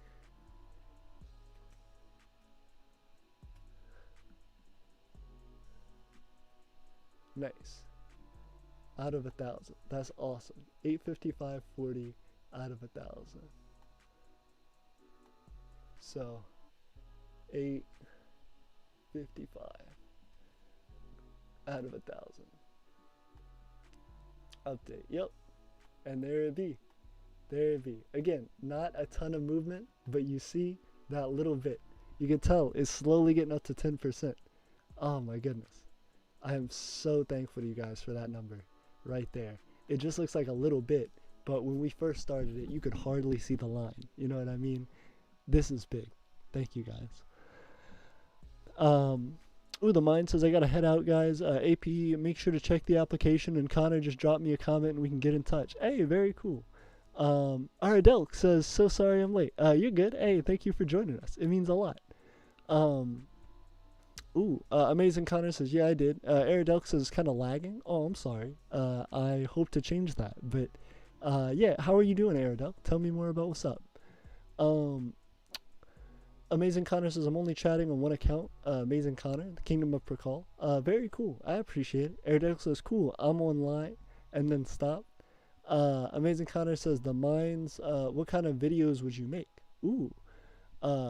Very cool. The mind says, oh, never mind, I'm back. And then it says, I make all kind of videos. Ooh, very cool. Would you make those videos for our citizenship for the Empire of Aeternia? Because that's one of the big things we ask. And I would love to see that.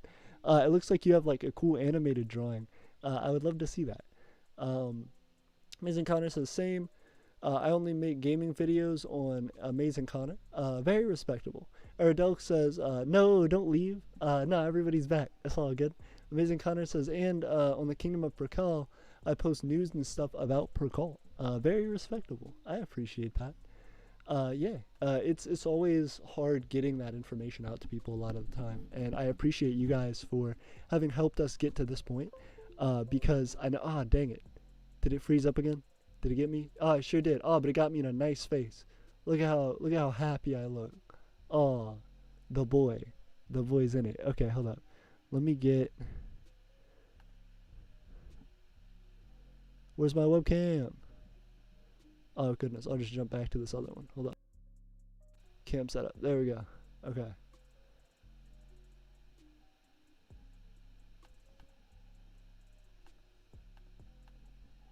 Activate. Okay.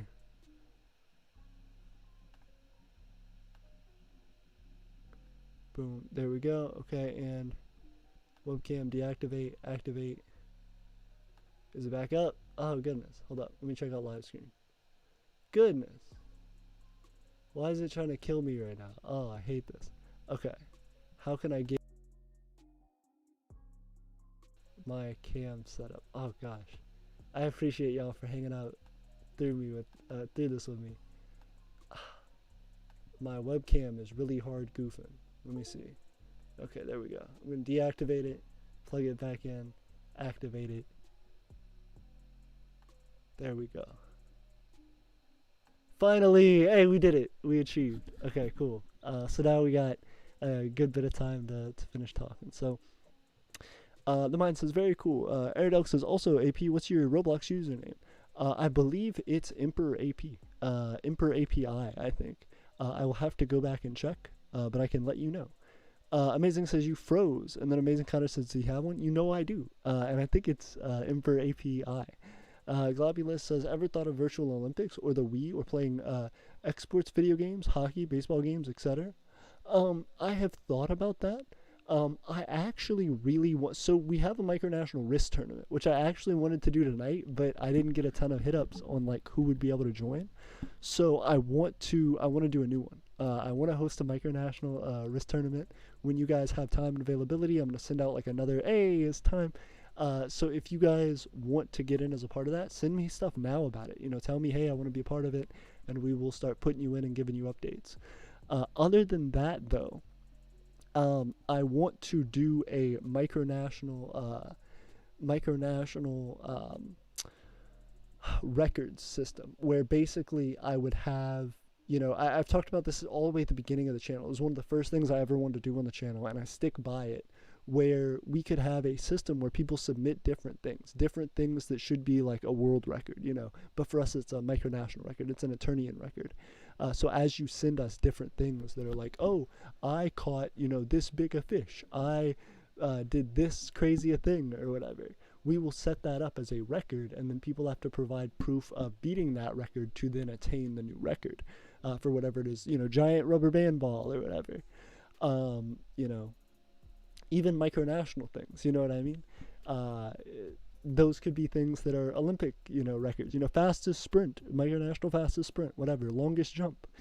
All of those things are things that we can do through like just verification processes. So I would love to get that started again and to maintain that, but we will have to see how many people are actively interested. Amazing Connor says, nope, no webcam, no mic back. Oh goodness. Everybody said no nothing. I'm glad everything's back. Aerodelk says, yeah, it might be a bug. Webcam back. Aerodelk said, just came back though. Mine said a micronational, a Minecraft Olympics would be amazing. If you want to do that, AP, just saying, I can record and host it. That sounds cool. I would love that. Aerodelk says, bummer, I gotta go. See ya. See ya, Aerodelk. It was good to have you on. But yeah, that's a great idea. I would love to do that. I feel like the thing that sucks about, you know, a Minecraft Olympic would be, it's not like actually based on physical fitness or anything, because all the characters are going to have the same abilities. It's just going to be how one person can maneuver over another in the game. You know, who's better at the game, essentially, which is cool. Like, I would love to see it. Yeah, I could be down. I could be down to try that.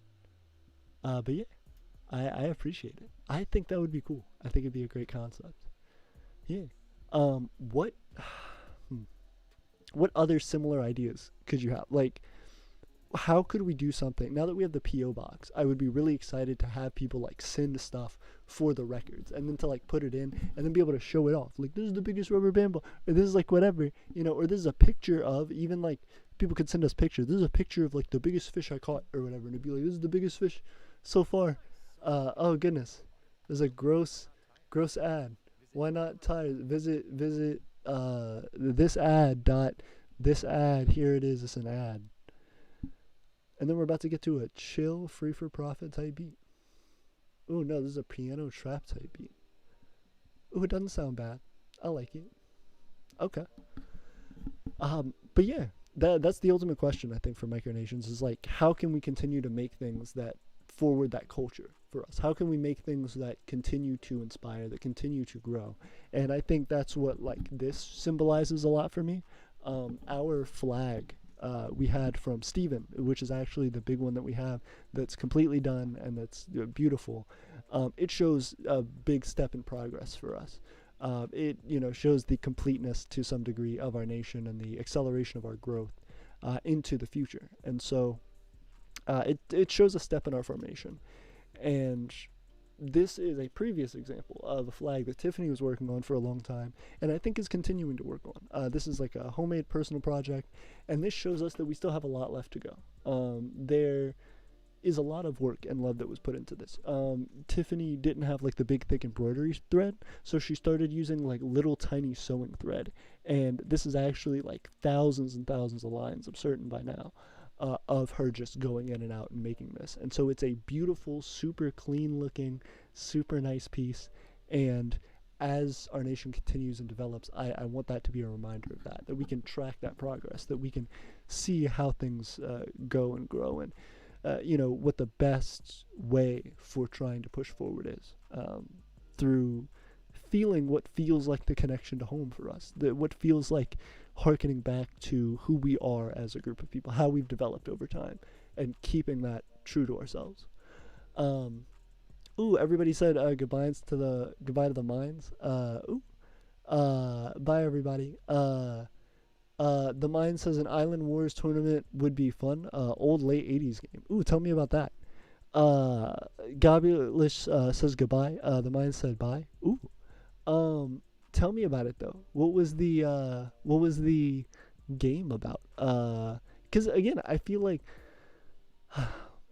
the Micronational Risk Tournament is cool because everybody likes the like Micronational War stuff, and we've talked about the problem of Micronational War in the past, and I'll continue to state it.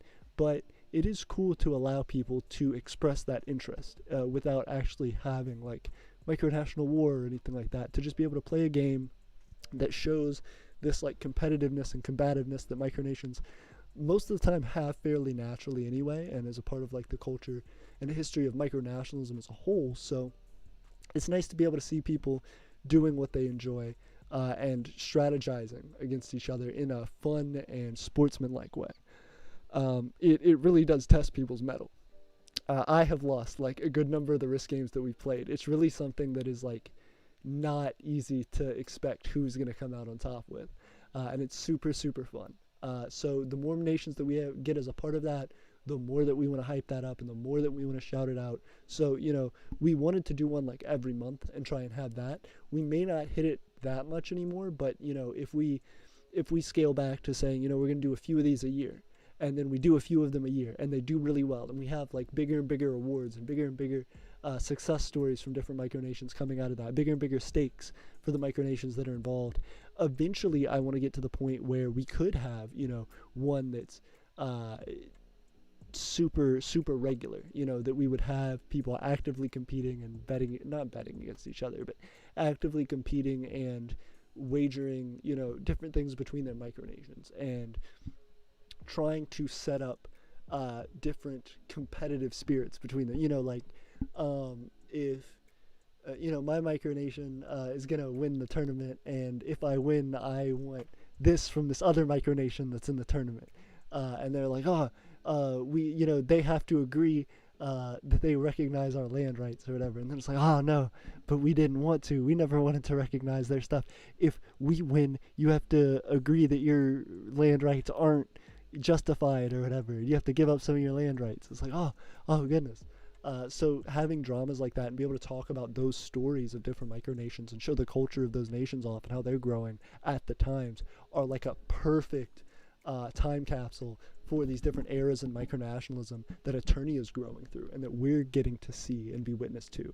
So I love that about micronationalism and about the way that things develop and change in micronationalism. There's always ups and downs in your own micronation. There's always developments that need to be done and projects that need to be fulfilled, but then you can sit back sometimes when something's, when you're in the process of doing something or when something's gone wrong, and you can look and see all the different things that some micronations are doing that you're like, man, I would never have thought about that, and some situations that micronations are going through where you're like, oh, I can't believe they didn't see that coming.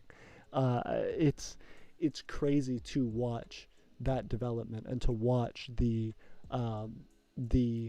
things that you would think are like just a natural process for micronations. They Not all micronations develop the same. They don't develop at the same rate. They don't develop with the same goals and achievements. So one micronation that took a month within its first month to achieve something, another micronation may have taken years to achieve. But then they'll have other things. One will have a large citizenship. The other one will have a large economy. Uh, you know, one will have a larger audience. One will have a larger amount of projects that they've done. So it's all unique to each individual micronation story, and it's crazy to be witness to that, to see that develop. Um, Connor says I have to go soon. I understand. It was good to have you, Connor. Connor says LOL. Manu says AP. So what you proposing are bets between micronations or on competitions? Again, not necessarily bets. Like, and I wouldn't want to facilitate that either. Is the thing. Like, I don't want it to be an official thing, but I want it to be ways that micronations can settle beefs. More so, like instead of betting like something of value, like like I'm betting money or I'm betting like a physical thing. Not that. I would like for micronations to settle their own beefs, their own disagreements with each other through that competition. For the winning of that competition to be like a badge of honor. So that, if you had something with another micronation and that micronation wins the micronational risk tournament, it's bragging rights pretty hard. So you don't want to let them win. You want to compete against them and you want to try and become the one on top because it may not necessarily settle your argument, but it gives you an upper hand. It's a status symbol. It's something that gives you that bragging right of saying, well, I'm the big nation on the block between us. My nation's the one that won the micronational risk tournament. So, you can have your opinion, but this is the current hotness. Um, the mind says technically Texas is almost a micronation.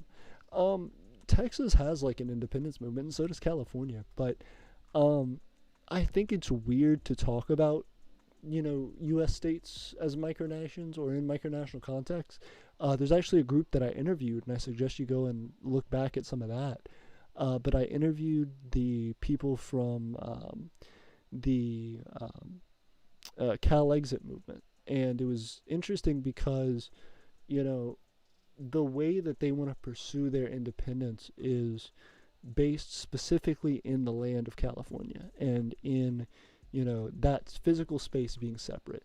And their way of doing that is to propose a ballot initiative inside California to declare itself independent. But with it being a part of the U.S. and having joined the U.S., um, that land is no longer able to be departed from the U.S. There is no statute in the Constitution that says like nations can like states can just leave, like states can just choose to leave.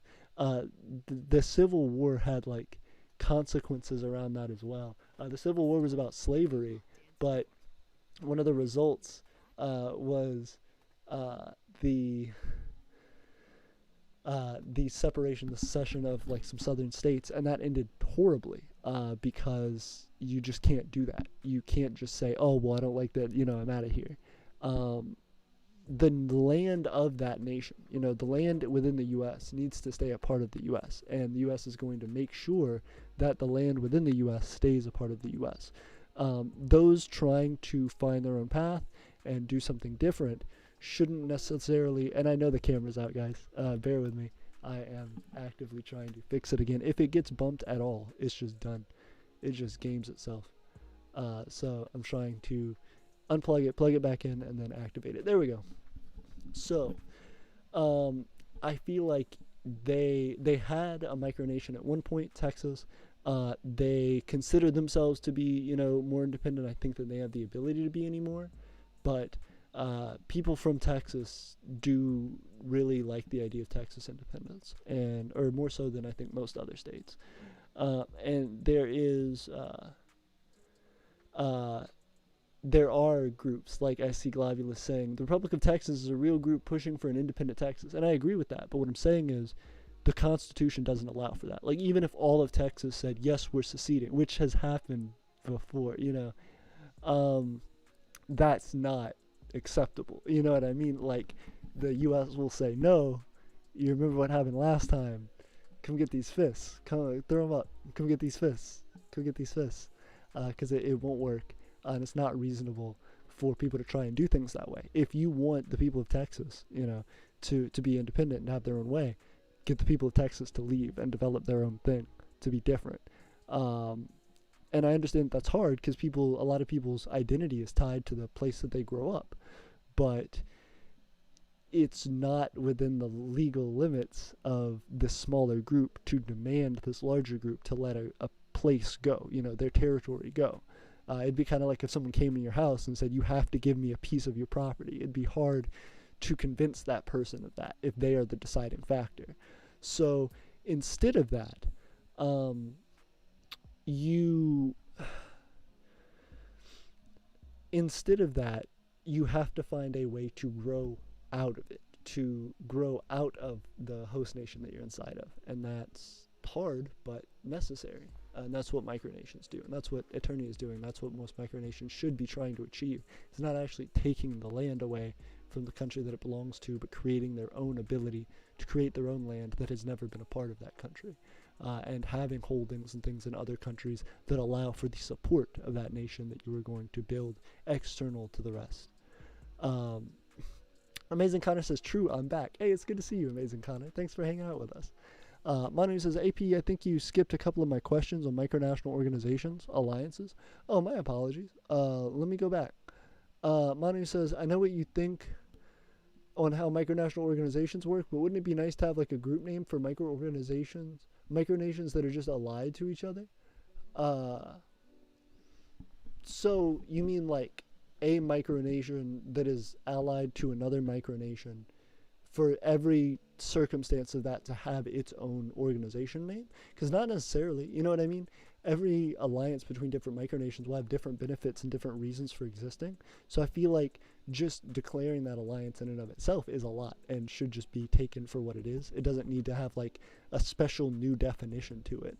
If you're talking about all micronations who have any alliance having one large organization, I feel like that's also strange and hard to do because it doesn't lend to the fact that all micronational alliances are going to be unique to each other. The circumstances for why different nations ally and what they get out of it are going to be different.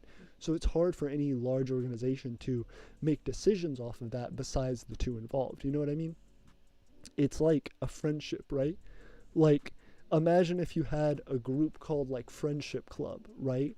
But Friendship Club determines the rules of the individual friendships that occur within it. That's weird. Like, a friendship and what the people get out of it in a friendship should be defined by those people, the people who are a part of it. And if everybody creates one large group to just like dictate that to the others, it makes it hard for those to develop in the way that they need to that's best for their situation. So I'm not saying micronational organizations can't be beneficial, but I'm saying that on the terms of individual alliances, on the basis of individual alliances, that shouldn't be what the goal of micronational organizations are. And I want to talk more about micronational organizations because that's a whole topic that I've been wanting to get into. That's another one that people have been asking me about that I need to jump into. But the short and sweet of it is micronational organizations are an issue a lot of the time, less because of the way that they're structured or the way that they're organized, the beliefs that they have. It's primarily because of, again, the stagnation thing, which is the same throughout all micronations. So it's, of course, going to follow suit in a micronational organization. But the other thing is a lack of value creation, which, again, is one of the primary sources of the stagnancy problem in micronations. Micronations developing, going for a little bit, gaining a little bit of citizenship, and then starting to die out because they don't have any way to make traction, to make progress, to make something of value. It is just that they exist. And they spin their wheels, but that doesn't actually produce a lot of output for them. So the issue there then becomes that if micronations are doing all of this and they are pushing all of this time and effort into spinning their own wheels, if you get a whole bunch of them together but none of them can make any traction, it doesn't do any more benefit than them trying to focus on themselves, other than that they're then spreading their time amongst a whole bunch of different micronations, which was the same problem that we talked about with dual citizenship. Dual citizenship and micronational organizations have very, very similar feelings because you are having to take the time and effort away from developing your nation that is critical to making your nation successful in order to chase success by being a part of another group, which again doesn't have the full time and effort to really develop itself. So then it jumps to another, and it's this cascade effect of everybody taking up their time with so much stuff that doesn't do a lot that they then can't actually spend any of their time developing any one of them completely. And that sucks. Manu says alliances. The Mind says, gotta go for real this time. Bye bye. See the Minds. It was good to have you. Manu said bye. Mind says AP. See the Minds. Amazing Connor says OKB. Manu says AP. I meant many micronations that are allied to each other, not just 2 or 3. Yeah, again, like, I understand the concept of, oh, well, if a whole bunch of micronations are allied to each other, then they should have an organization name. And I agree with that. But here's my larger question.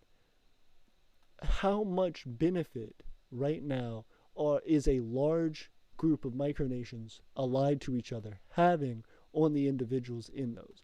If there is an example you can give me of a whole bunch of micronations who are doing like a lot and who are like all very, very benefited, they're benefited not just a little bit, but they're benefited more by being a part of that organization than they would have been just by existing on their own.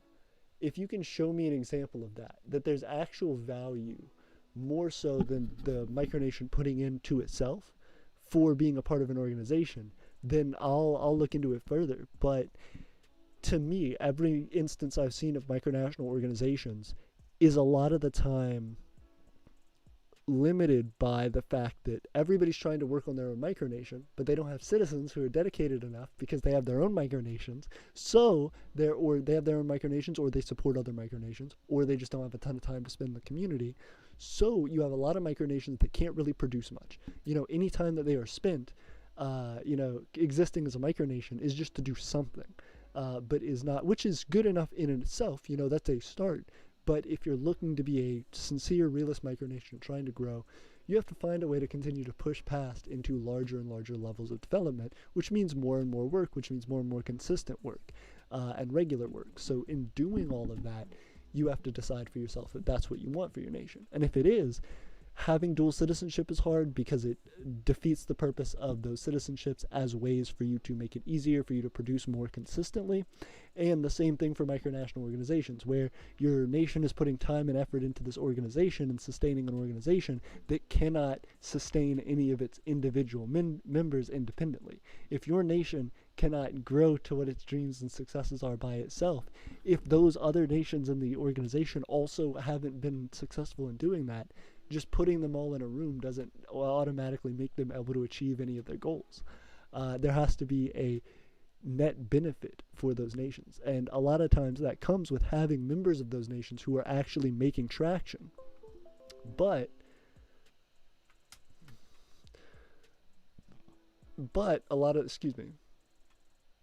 the time, if micronations are creating organizations that they themselves are getting traction in, but the other micronations in it aren't yet, that can be a precarious situation for micronations to join, because it means that either one, you're the nation that's doing it, and then it's hard for you to get benefit out from nations who haven't gotten to your level yet or whatever.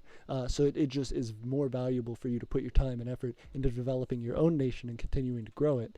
Or the other one is that if you are a micronation, a smaller micronation going into a larger micronations organization that already has a ton of its own individual success as a nation, you are potentially walking into the ability for that nation to say, okay, well, in order for me to help you, you have to give me some benefits. So I need you to, regularly produce stuff for me and to do things for me. That then is, harder to justify for your own nation than just developing your own nation as it is. it's hard. It's a hard thing to decide. And I'm not saying that any micronation is or micronational organization's way of running is inherently right or wrong, but I think that there are things that lead to quicker success and things that don't, and I haven't seen an instance of micronational organization be a quicker, more efficient way to success than just developing your own individual nation and its alliances. Prakal says, hi, myself. Amazing Connor says, hello. Globulus says, hello, me. Meet the real me. Dun-dun-dun. Amazing Connor says, you're not one of my 2 accounts. Got him. Prakal says, yeah, you're not one of my accounts. Oh, no, they're all jumping in. Amazing Connor says, haha. Globulus says, that line was from an old Megadeth song. Oh, interesting. I haven't heard. Is it good? Sanctimonious says, hey again. Hey, Sanctimonious, it's good to see you. How are you? I haven't seen you in a minute. How have things been? Amazing Connor says, who? Amazing Connor says, Prakal, I'm Prakal. Prakal says, I'm Amazing Connor. Oh, goodness. They're going back and forth. Amazing Connor says, Kingdom of Sanctimonia, who's back? Shravi says, what is the Aeternian fractional unit name for currency? Like, for the US, it's cents. For the UK, it's penny or pence. So we actually don't have fractional units. We have only whole units. You can only buy single Aeternian notes or multiple, and it's a single Aeternian note or multiple Aeternian notes.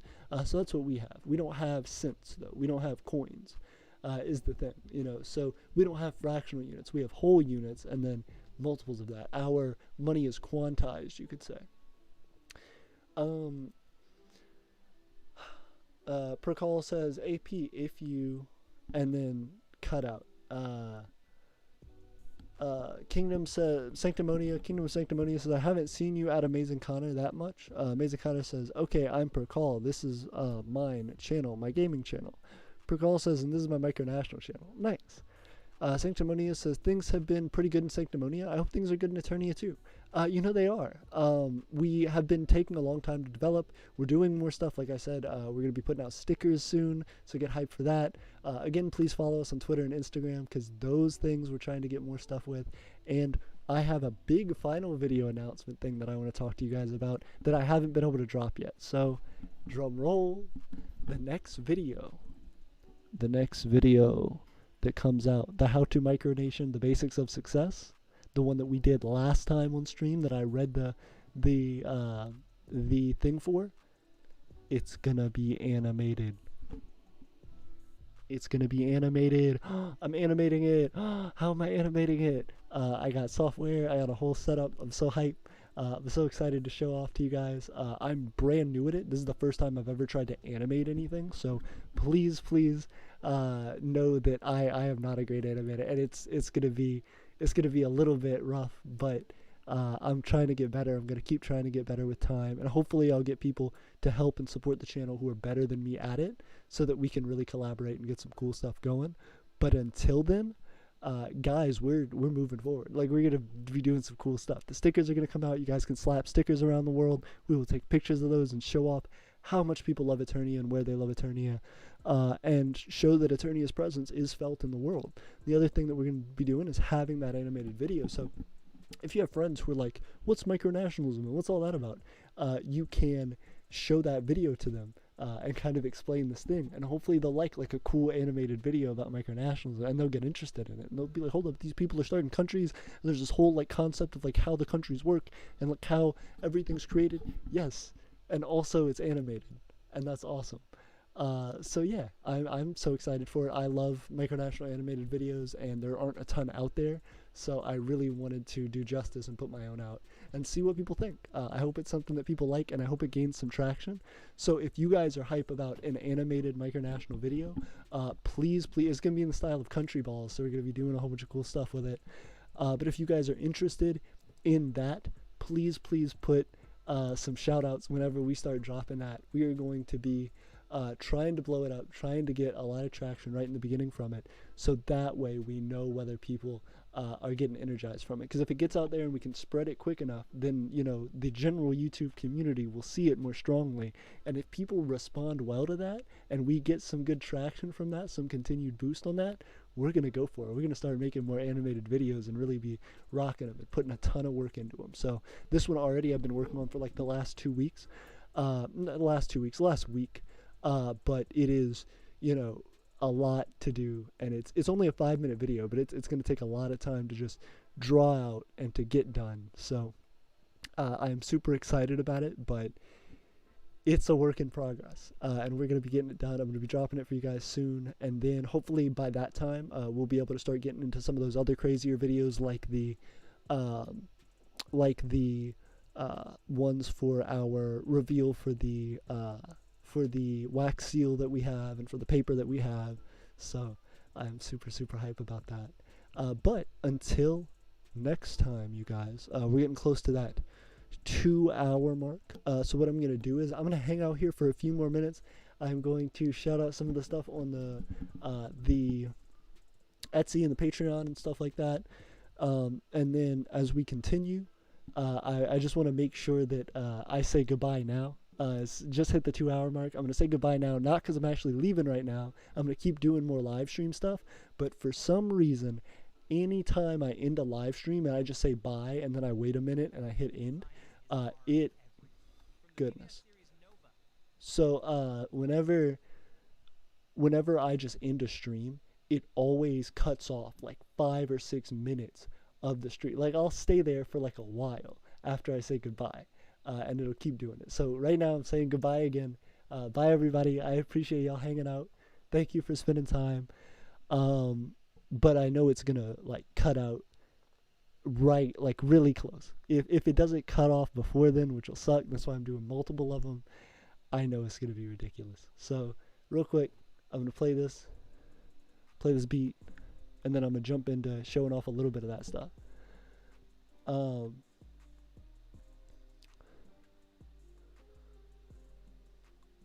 Ooh. Amazing Cotter says animating is hard. I used to make stickmen and stuff. Nice. Amazing Cotter says FBI. Nope. Frigal says nope. XD. Miner says nope. Government fabricated stuff. Got him. Miner says nope. Government fabricated stuff. Globulus says FBI. And how many of your citizens U.S. have criminal records? Got him. Amazing Connor said bye. Frikal said bye. Hey, everybody, I appreciate it. Kyber said bye. Hey, Kyber, wait, hold up, you just joined in. Kyber, we miss you. How have you been? I haven't seen you in a minute either. You might have been on the last stream, but I don't even know if you were on the last stream. Public of Betrayal said bye. Why is it that now we get the most amount of viewers that we've gotten all night? Oh, goodness. We're 2 hours in and we got 8 viewers now. I appreciate y'all. Like, it helps a ton. We actually, that's one of the things that I can do while we're hanging out. I can flex the live stream hours, how many of those we got. I can also flex the subscriber count, update that on the stream. Let me jump in. Okay, you guys can see my screen now. We got our free for profit pink jumping in. We got our boom, our cool live stream showing up on YouTube. There it is. Hey, we got 9 watching now. Hey, thank you guys. And then we're gonna go over here to our channel. 1.42 thousand subs. We're almost up to 1.43. We're gonna be getting up to 1.45 soon, then 1.5. Guys, we are moving quick. Thank you guys. We are trying to get close to 2,000 by the end of the year, and I'm not sure how close we'll get to that, but it's taken us 5 years to get to this point. So really 3 something. But imagine what we can do in another full year. By December, I'm sure we'll be pretty competitive for that 2K. If we aren't there already. So the other thing that I want to go ahead and do is go into YouTube Studio and show you guys what we've been doing with our analytics, because one, I can also eventually look at the time for when you guys jump. But yeah, 1.428 subs. That's insane. 1.428 thousand subs on this channel right now. We are almost at 1,500. Thank you guys for getting us halfway between 1,000 and 2,000. We've had 321 views in the last 48 hours. I appreciate y'all for that. And that's not even like a ton. Like, that's not even including, that's like just including some of the stuff from right now. You know, we've had some steady views here and there over the last couple days. Thank you guys for that. Let me see what else we got. We got 320 from uploads and 104 from live streams, which I imagine a good number of that is from tonight.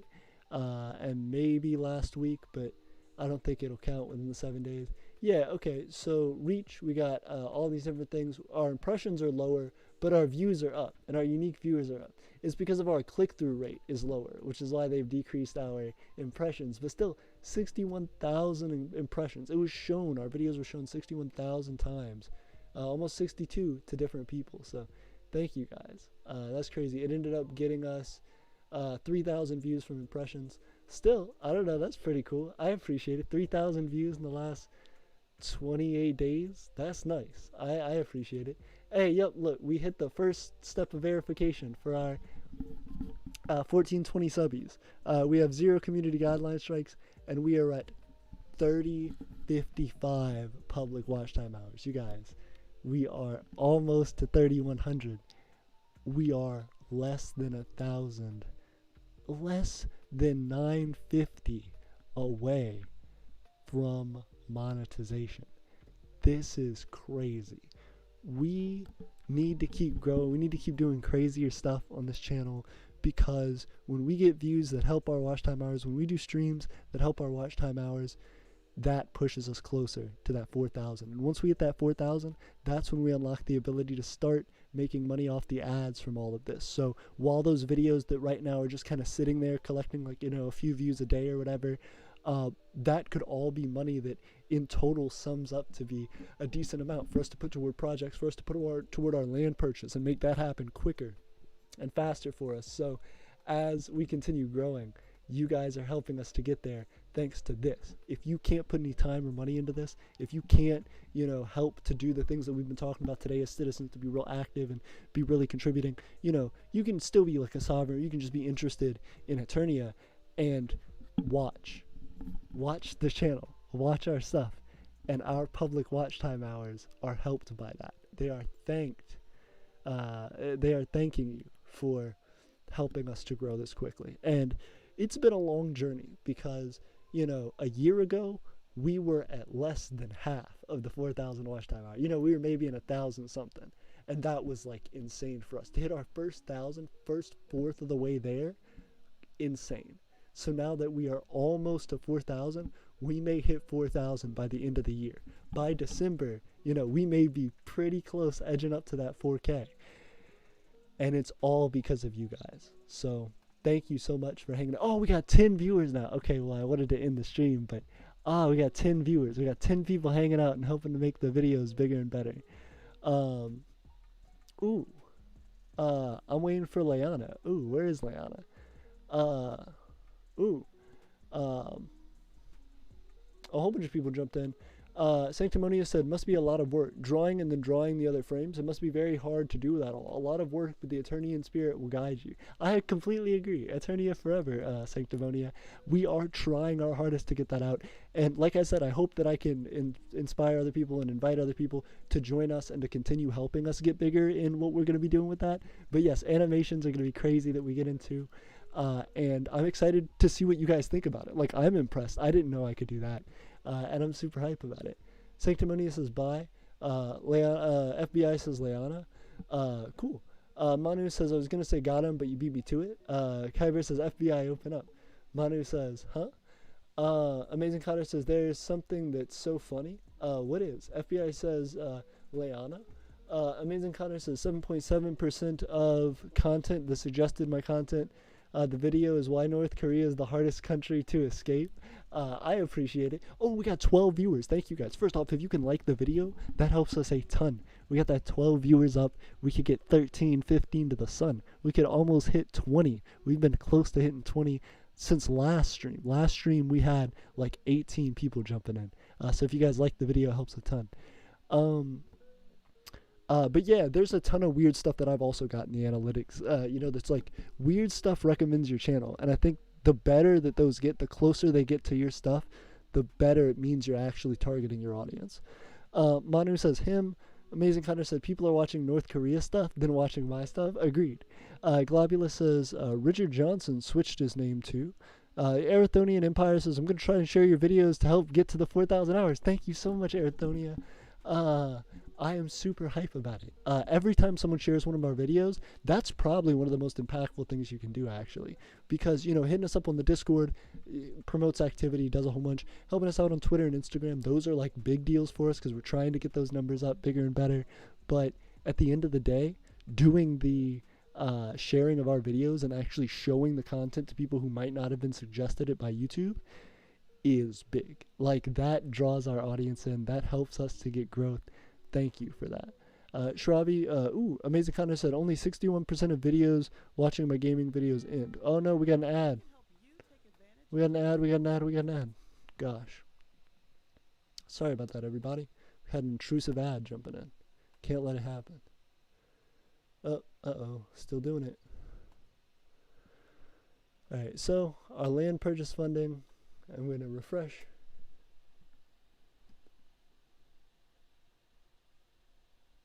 Where's it at?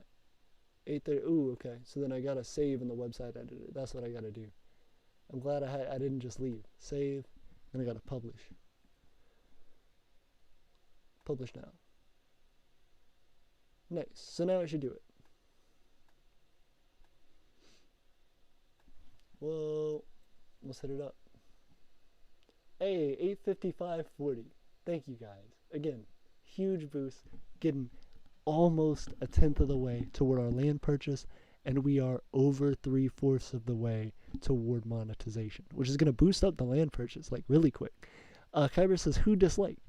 Amazing Connor says 16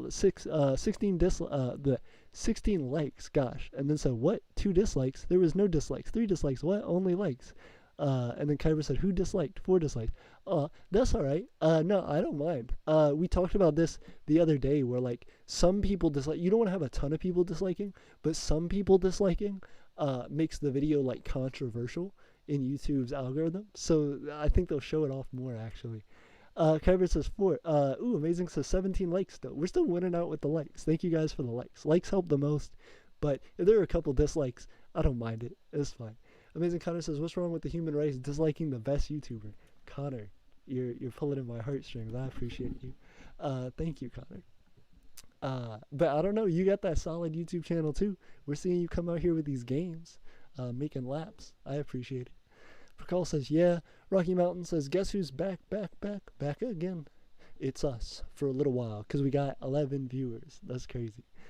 Connor says, thanks myself. Prakal says, you're welcome. Manu says, must be FBI paid trolls. That could be. It very well could be. Rocky Mountain says, can you show us a map of your micronation? I can't show us a map. I can't show you a map of my micronation, but what I can show you is the micronational map we have on our website. It's very cool. We have almost 100 nations on there, if not more. So this is the U.S. Then we got over here Europe. We got some stuff happening in the Middle East and in Asia, even in New Zealand. Hey, that's Prakal. That's Prakal, the nation that we talked about a minute ago that we saw on the stream. We got some other ones here too that have been in the streams before. We got a ton of nations just actively. You can see Malaysia. You can see a whole bunch of different people. Yeah, they're just the people who have been on the streams before. There are people who are new. Who just keep growing in this. There's a ton of people on the East Coast. That's the thing that I really like about the micronational map. It allows people to see, like, who and where actually are developing quickest in micronationalism and have the most micronations. Like, concentrations of micronations are super important for you to develop a community, and I think the East Coast is killing it right now. The East Coast, I think, has more right now, at least by our accounts, through the people who have verified through our system, than, like, Europe does, which I don't think is necessarily accurate. I know Europe has a lot. I just don't think we have enough connection to the European micronational community to really see the true accuracy of those numbers. But the U.S. does have a ton of micronations. If they're not first in the world, they're for sure close to it. Rocky Mountain says, this is cool. Hey, thank you so much. I appreciate it. Amazing Connor says, Prakal is on me. On it, me. Yep. You sure are. Prakal is also on it. Yep. Yep. We showed him off. Kyber says, AP still hasn't added my nation to the map. Kyber, I'm sorry. Hold up. What is your nation? We'll go through and look through them tonight. I got you. Also, are you on our Discord? Because a lot of time, if you're on our Discord, it makes it easier because I can like contact you about it. We can talk back and forth. But I will go through and add more nations. So tell me what your nation name is, and I'll make sure it gets added. Connor says, I'm per call. I'm on my gaming account. Rocky Mountain says, I like who you are, making your way through life, buddy. You're finding out what you want to do. I appreciate it. Thank you. We're continuing pretty hard. Like we're developing a lot, and in it's in connection to the rest of my life. Like it's interesting because I do like very different stuff professionally, and so it's interesting to see like two different sides of my life developing and coming together, and to be feeling some success in this side especially is really cool because it's such a big passion of mine, and I appreciate everybody who has supported that in a positive way and has wanted us to continue to grow. Like you're making this happen for me. Also, we have 13 viewers now, feeling the love. Thank you guys so much. That's what liking the video does. That's what like sharing the video does. It really helps us a ton. And you guys make me feel sentimental about this. Like, we have this by Tiffany, a flag of ours that's continuing to bring me inspiration. We have some of our other art that was made by someone on our Discord, celebrating our 5th anniversary. We have stuff from different places that we have been and different micronations that have sent us stuff that are all like proof. Yeah, look, we have the flag of Delvera. We have, a stick that I'm trying to make something out of. We have some rocks. We have our community that just me showing off our community. But all of these little things, that help to make up the set. When I come in here and we start streaming, it makes me really happy to feel like, there is a connection that we have, like a real physical presence to this community, and that there's a lot more that's happening behind the scenes. And so I'm trying to show all of that as soon as I can get it out. But there's a backup primarily because of how many people are working on it. I'm ultimately the one who's writing and editing and doing all the different things for the videos. So finding people to help me make videos and to help continue to grow the channel in that way is ultimately going to be like a big deal. Ooh, Kyber said Akanda. Ooh, I will hit up Akanda. I appreciate it. Thank you. Now that I know, I will hit up Akanda. Australia and the US have the most micronations.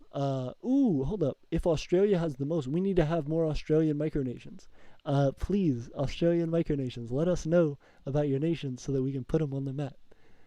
Connor says, Amazing Connor and the Kingdom of Perkal are both Connor, the same person. I know it, huh? Sanctimonious says, most European micronations usually have some historical connection to their claims. Agreed. There's so many nations, though, that have existed throughout Europe's history, though, that it really is an understandable connection. Kyber says, Akanda, Aeternian Empire said there are less than 5 micronations in Brazil. I know, we need to have more micronations in Brazil. I don't think we have any right now on the micronational map in Brazil, but we need to have some. If you're a micronation in Brazil, Aeternia, hit us up. I want to add you to the micronational map. Kingdom of Salon Far Cry 5 Masters says, hey, very cool. What's up, Kingdom of Salon? How are you? Also, what made you decide on your name? Did you just add Kingdom of Salon to your original Far Cry 5 Master account? Or did you have the Kingdom of Salon account and then you were like, you know what? I'm a Far Cry 5 Master. People need to know. I'll throw that up there too. I'm curious about which came first, the Salon or the Far Cry 5 Master. Rocky Mountain says, hey. Manu says 4 horsemen of micronation number. US, UK, Australia, Japan. Japan? You say Japan. Japan may have a lot of them. Korea. We have multiple Korean micronations that are on this map. Rocky Mountain says, if I make a micronation, I want to have an air force. A lot of people talk about stuff like that too. And again, part of the military stuff, I would love to talk about that more in depth another time. But doing big projects that are based around like military stuff generally isn't the best way for micronations to spend their time and efforts. Like it just doesn't have enough net benefit to be worth it. Amazing Connor says, I hate it. My friends are telling me to stop per call, but I've been around since 2011. I'm not quitting. Amazing Connor says, when I was 3, I started per call. Why are your friends telling you to stop? First off, if it's something you enjoy, you should continue to do it. If it's something you care about, now, you should make sure that you're doing it in the right way and you're doing it in a way that's not causing problems for anybody, if it's harmful to yourself or others, if it causes issues in your life, then it may not be something that's worthwhile doing. But if you truly enjoy it, and if you're going about it the right way, and you're not doing anything wrong or anything illegal, you should be able to do that and have fun with it. So I'd say talk to your friends about it and see what the reason is that they want you to stop doing it. Because maybe you can convince them to join it and make it cooler. You know what I mean? Amazing Connor says, when I was 3, it was a Teddy Kingdom. Hey, very nice. I respect it. Still, though, that's history. You know what I mean? That tells you a lot about how your nation has grown and developed. And also the age that you came up with it with. Like, that's pretty impressive. Kingdom of Salon, Far Cry 5 Master says Far Cry 5 Master. Connor says, per call when I was 3 XD, it was all about the teddies. I appreciate it. Also, that seems like it rhymes. I love it. You can make a whole song about that, and that could be the anthem for your Teddy, not Teddy per call nation. Amazon says, ooh, James Pringle jumped in and said, hi. Hello, Mr. Pringle. How are you? It's good to have you on the stream. I appreciate it. I don't think I've seen you before. Are you new, or are you just rare? Because sometimes there are people with cool names who jump in, and I'm not sure if I've seen them before or not. It may be the same person who's just coming up with cool names all the time. But it's good to see you, James. What have you been up to? Are you new? If you are, have you subscribed? Have you hit that notification? Have you liked? All of these are the big questions. Welcome to the Empire of Aeternia. Amazing Connor says, per call when I was 3. Manu says, a town called Saborga says it's Italy's purchase of the place is illegitimate, and now it's called a micronation. I know, I've seen Saborga as well. Saborga is an interesting case. Sanctimony says the Federal Republic of New Potato Land claims that most of its land is a micronation, is in Antarctica. Yeah, and have you guys seen the Dumb Claims video that I did? I recommend you go back and watch the Dumb Claim video, because that's an entire thing that I talk about, is people being like, oh, my micronation is in Antarctica or in Virtual, and it's like, do you live in either of those places? Is there anybody in your micronation who lives in either of those places? And they're like, no. It's like, okay, then don't. There are people who, there are a ton of nations who have like Beer to Will in their name. The Kingdom of Beer to Will, the Empire of Beer to Will, the Republic of Beer to Will. And it's like, okay, and Antarctica. It's like, okay, so are you able to represent that land in an official capacity? No. It's like, yeah, but are there people there who like actually could? Yeah, look, then let them do that. Don't be trying to take over land that's you just have no association to and have no way to legitimately like contact. Far Cry 5 Master says, bye, it was good to have you. Thank you for joining us. James says, I joined in the algae video. Hey, that means a lot. I appreciate it. So you're fairly new. Tell us about what you think of how we've been developing since then. We haven't done a ton since then, but have you looked back to some of our previous stuff? Like, do you feel like the setup for the algae video was something that brought you in, and then you felt satisfied with what you found after? Or were you like, this wasn't what I was expecting at all? I was expecting a lot more algae-based content. Amazing Kata said 19 likes. Let's get to 20. Yeah, you know it. Y'all are trying to help out a ton. Amazing Connor says, someone, if you have not liked, like now. I appreciate it. Thank you. Nabak Official says, hello, Nabak Official. How are you? Are you new? You seem new. I haven't seen Nabak as a name before. I know that. If you are new, have you liked? Have you subscribed? Have you hit the bell notification? These are all the questions. And again, thank you for joining us at the Empire of Aeternia. Gobulus says the Vatican is a micronation that officially recognized. That's it. No other real difference between, say, Molossia and the Vatican. Holy See. So yeah, I have heard that as well, that the Vatican is considered a micronation, and I agree with that to some extent. I think it's an interesting case because it is fairly self-governing. The Pope is its monarch, but it's based on a specific like religious theocracy basis, and it's because of the amount of influence that the Pope had at the time of these previous European governments. So it's 1500s stuff like that. So it's interesting to see that development, and it's also one of the oldest micronations by that definition. Manu says West Antarctica is the only micronation that has good luck with its Antarctica thing. Has it though? Like they're doing it. I think West Antarctica is a unique circumstance though, because all they're trying to do is raise awareness. They don't have any citizen they don't have any human citizens. They're like, West Antarctica is a project to assist in preservation of the Antarctic and of stopping global warming. You know what I mean? They're looking after the ecological impacts of that area. They're not trying to actually become a nation of people who exist and thrive in Antarctica. So I don't think their claim to Antarctica is actually legitimate in any way. And I don't think they have any actual claim over it. I just think it is a way to have fun, to create an artistic project, and to show off support, and a unique way to support Antarctica. To say, well, if the governments of the world aren't supporting Antarctica enough and doing enough to protect it, then we will create a nation based around Antarctica and show support and have it self-represent through our behalf, which is great. But again, I think it's more of an artistic endeavor to get support for the cause that you're trying to raise awareness for, and less an actual nation.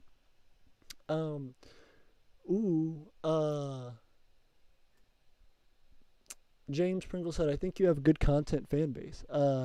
Thank you very much. I appreciate it. Our fan base is awesome. I love it. And I'm excited to see you become a larger part of that. If you're interested in citizenship in the Empire of Aeternia, we have a Discord, which you can jump in, hang out, talk to people. We also have our citizen application on our website, eternianempire.wixsite.com/Imperial Market. Or if you would like to, you can actually just type in the Empire of Aeternia in Google, and our website should be one of the first links. Our website and our YouTube would be some of those first links.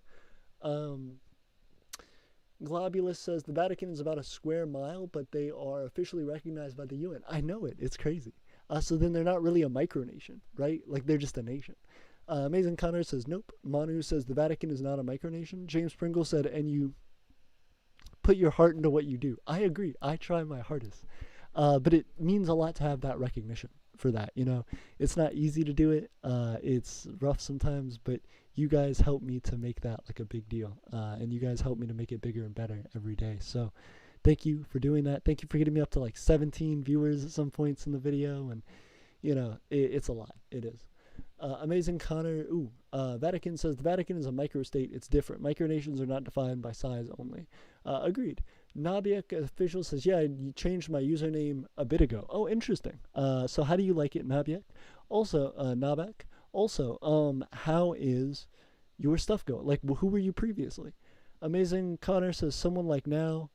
So 20 likes XD. I appreciate it. Yeah, like it up, guys. Globulus says the Vatican is a nation inside of Italy. Sanctimonious is a nation micronation. The Vatican inspires us to create our own microstate/nations.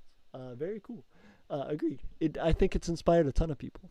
I will say I'm going like fairly hoarse, so I'm gonna probably jump off now. I know none of this is gonna get saved. Like, I'm gonna check back, and like only the first 2 hours and like 10 minutes is gonna be saved. The rest of this big conversation we just have is gonna be cut off. But I appreciate you guys. Thank you for hanging out with us. Thank you for jumping in. To everybody that does hear this before the live stream cuts out, you mean a lot, and I will see you guys soon. I want everybody to know that. It means a lot. You guys are helping me to do something incredible, and hopefully we will be able to make that affect people's lives in a real way, and in a larger way very, very soon. Thank you, guys. Amazing Connor says, I got 5 views in the last 60 minutes. Hey, congrats. Manu says, no one in the international community disputes it. Nabak says, my username was Kohan20. Oh, nice. Well, it's good to see you, Nabak. And I'm glad you're back. I'm glad you're hanging out with us. But yeah, again, I will see you guys later. Peace, everybody. Peace. Bye, everybody. Bye. I'm headed out. It's good to see you. Good to see everybody. Hey, everybody said bye. Okay, so everybody knows. Everybody knows what's up. Hey, bye. Hey.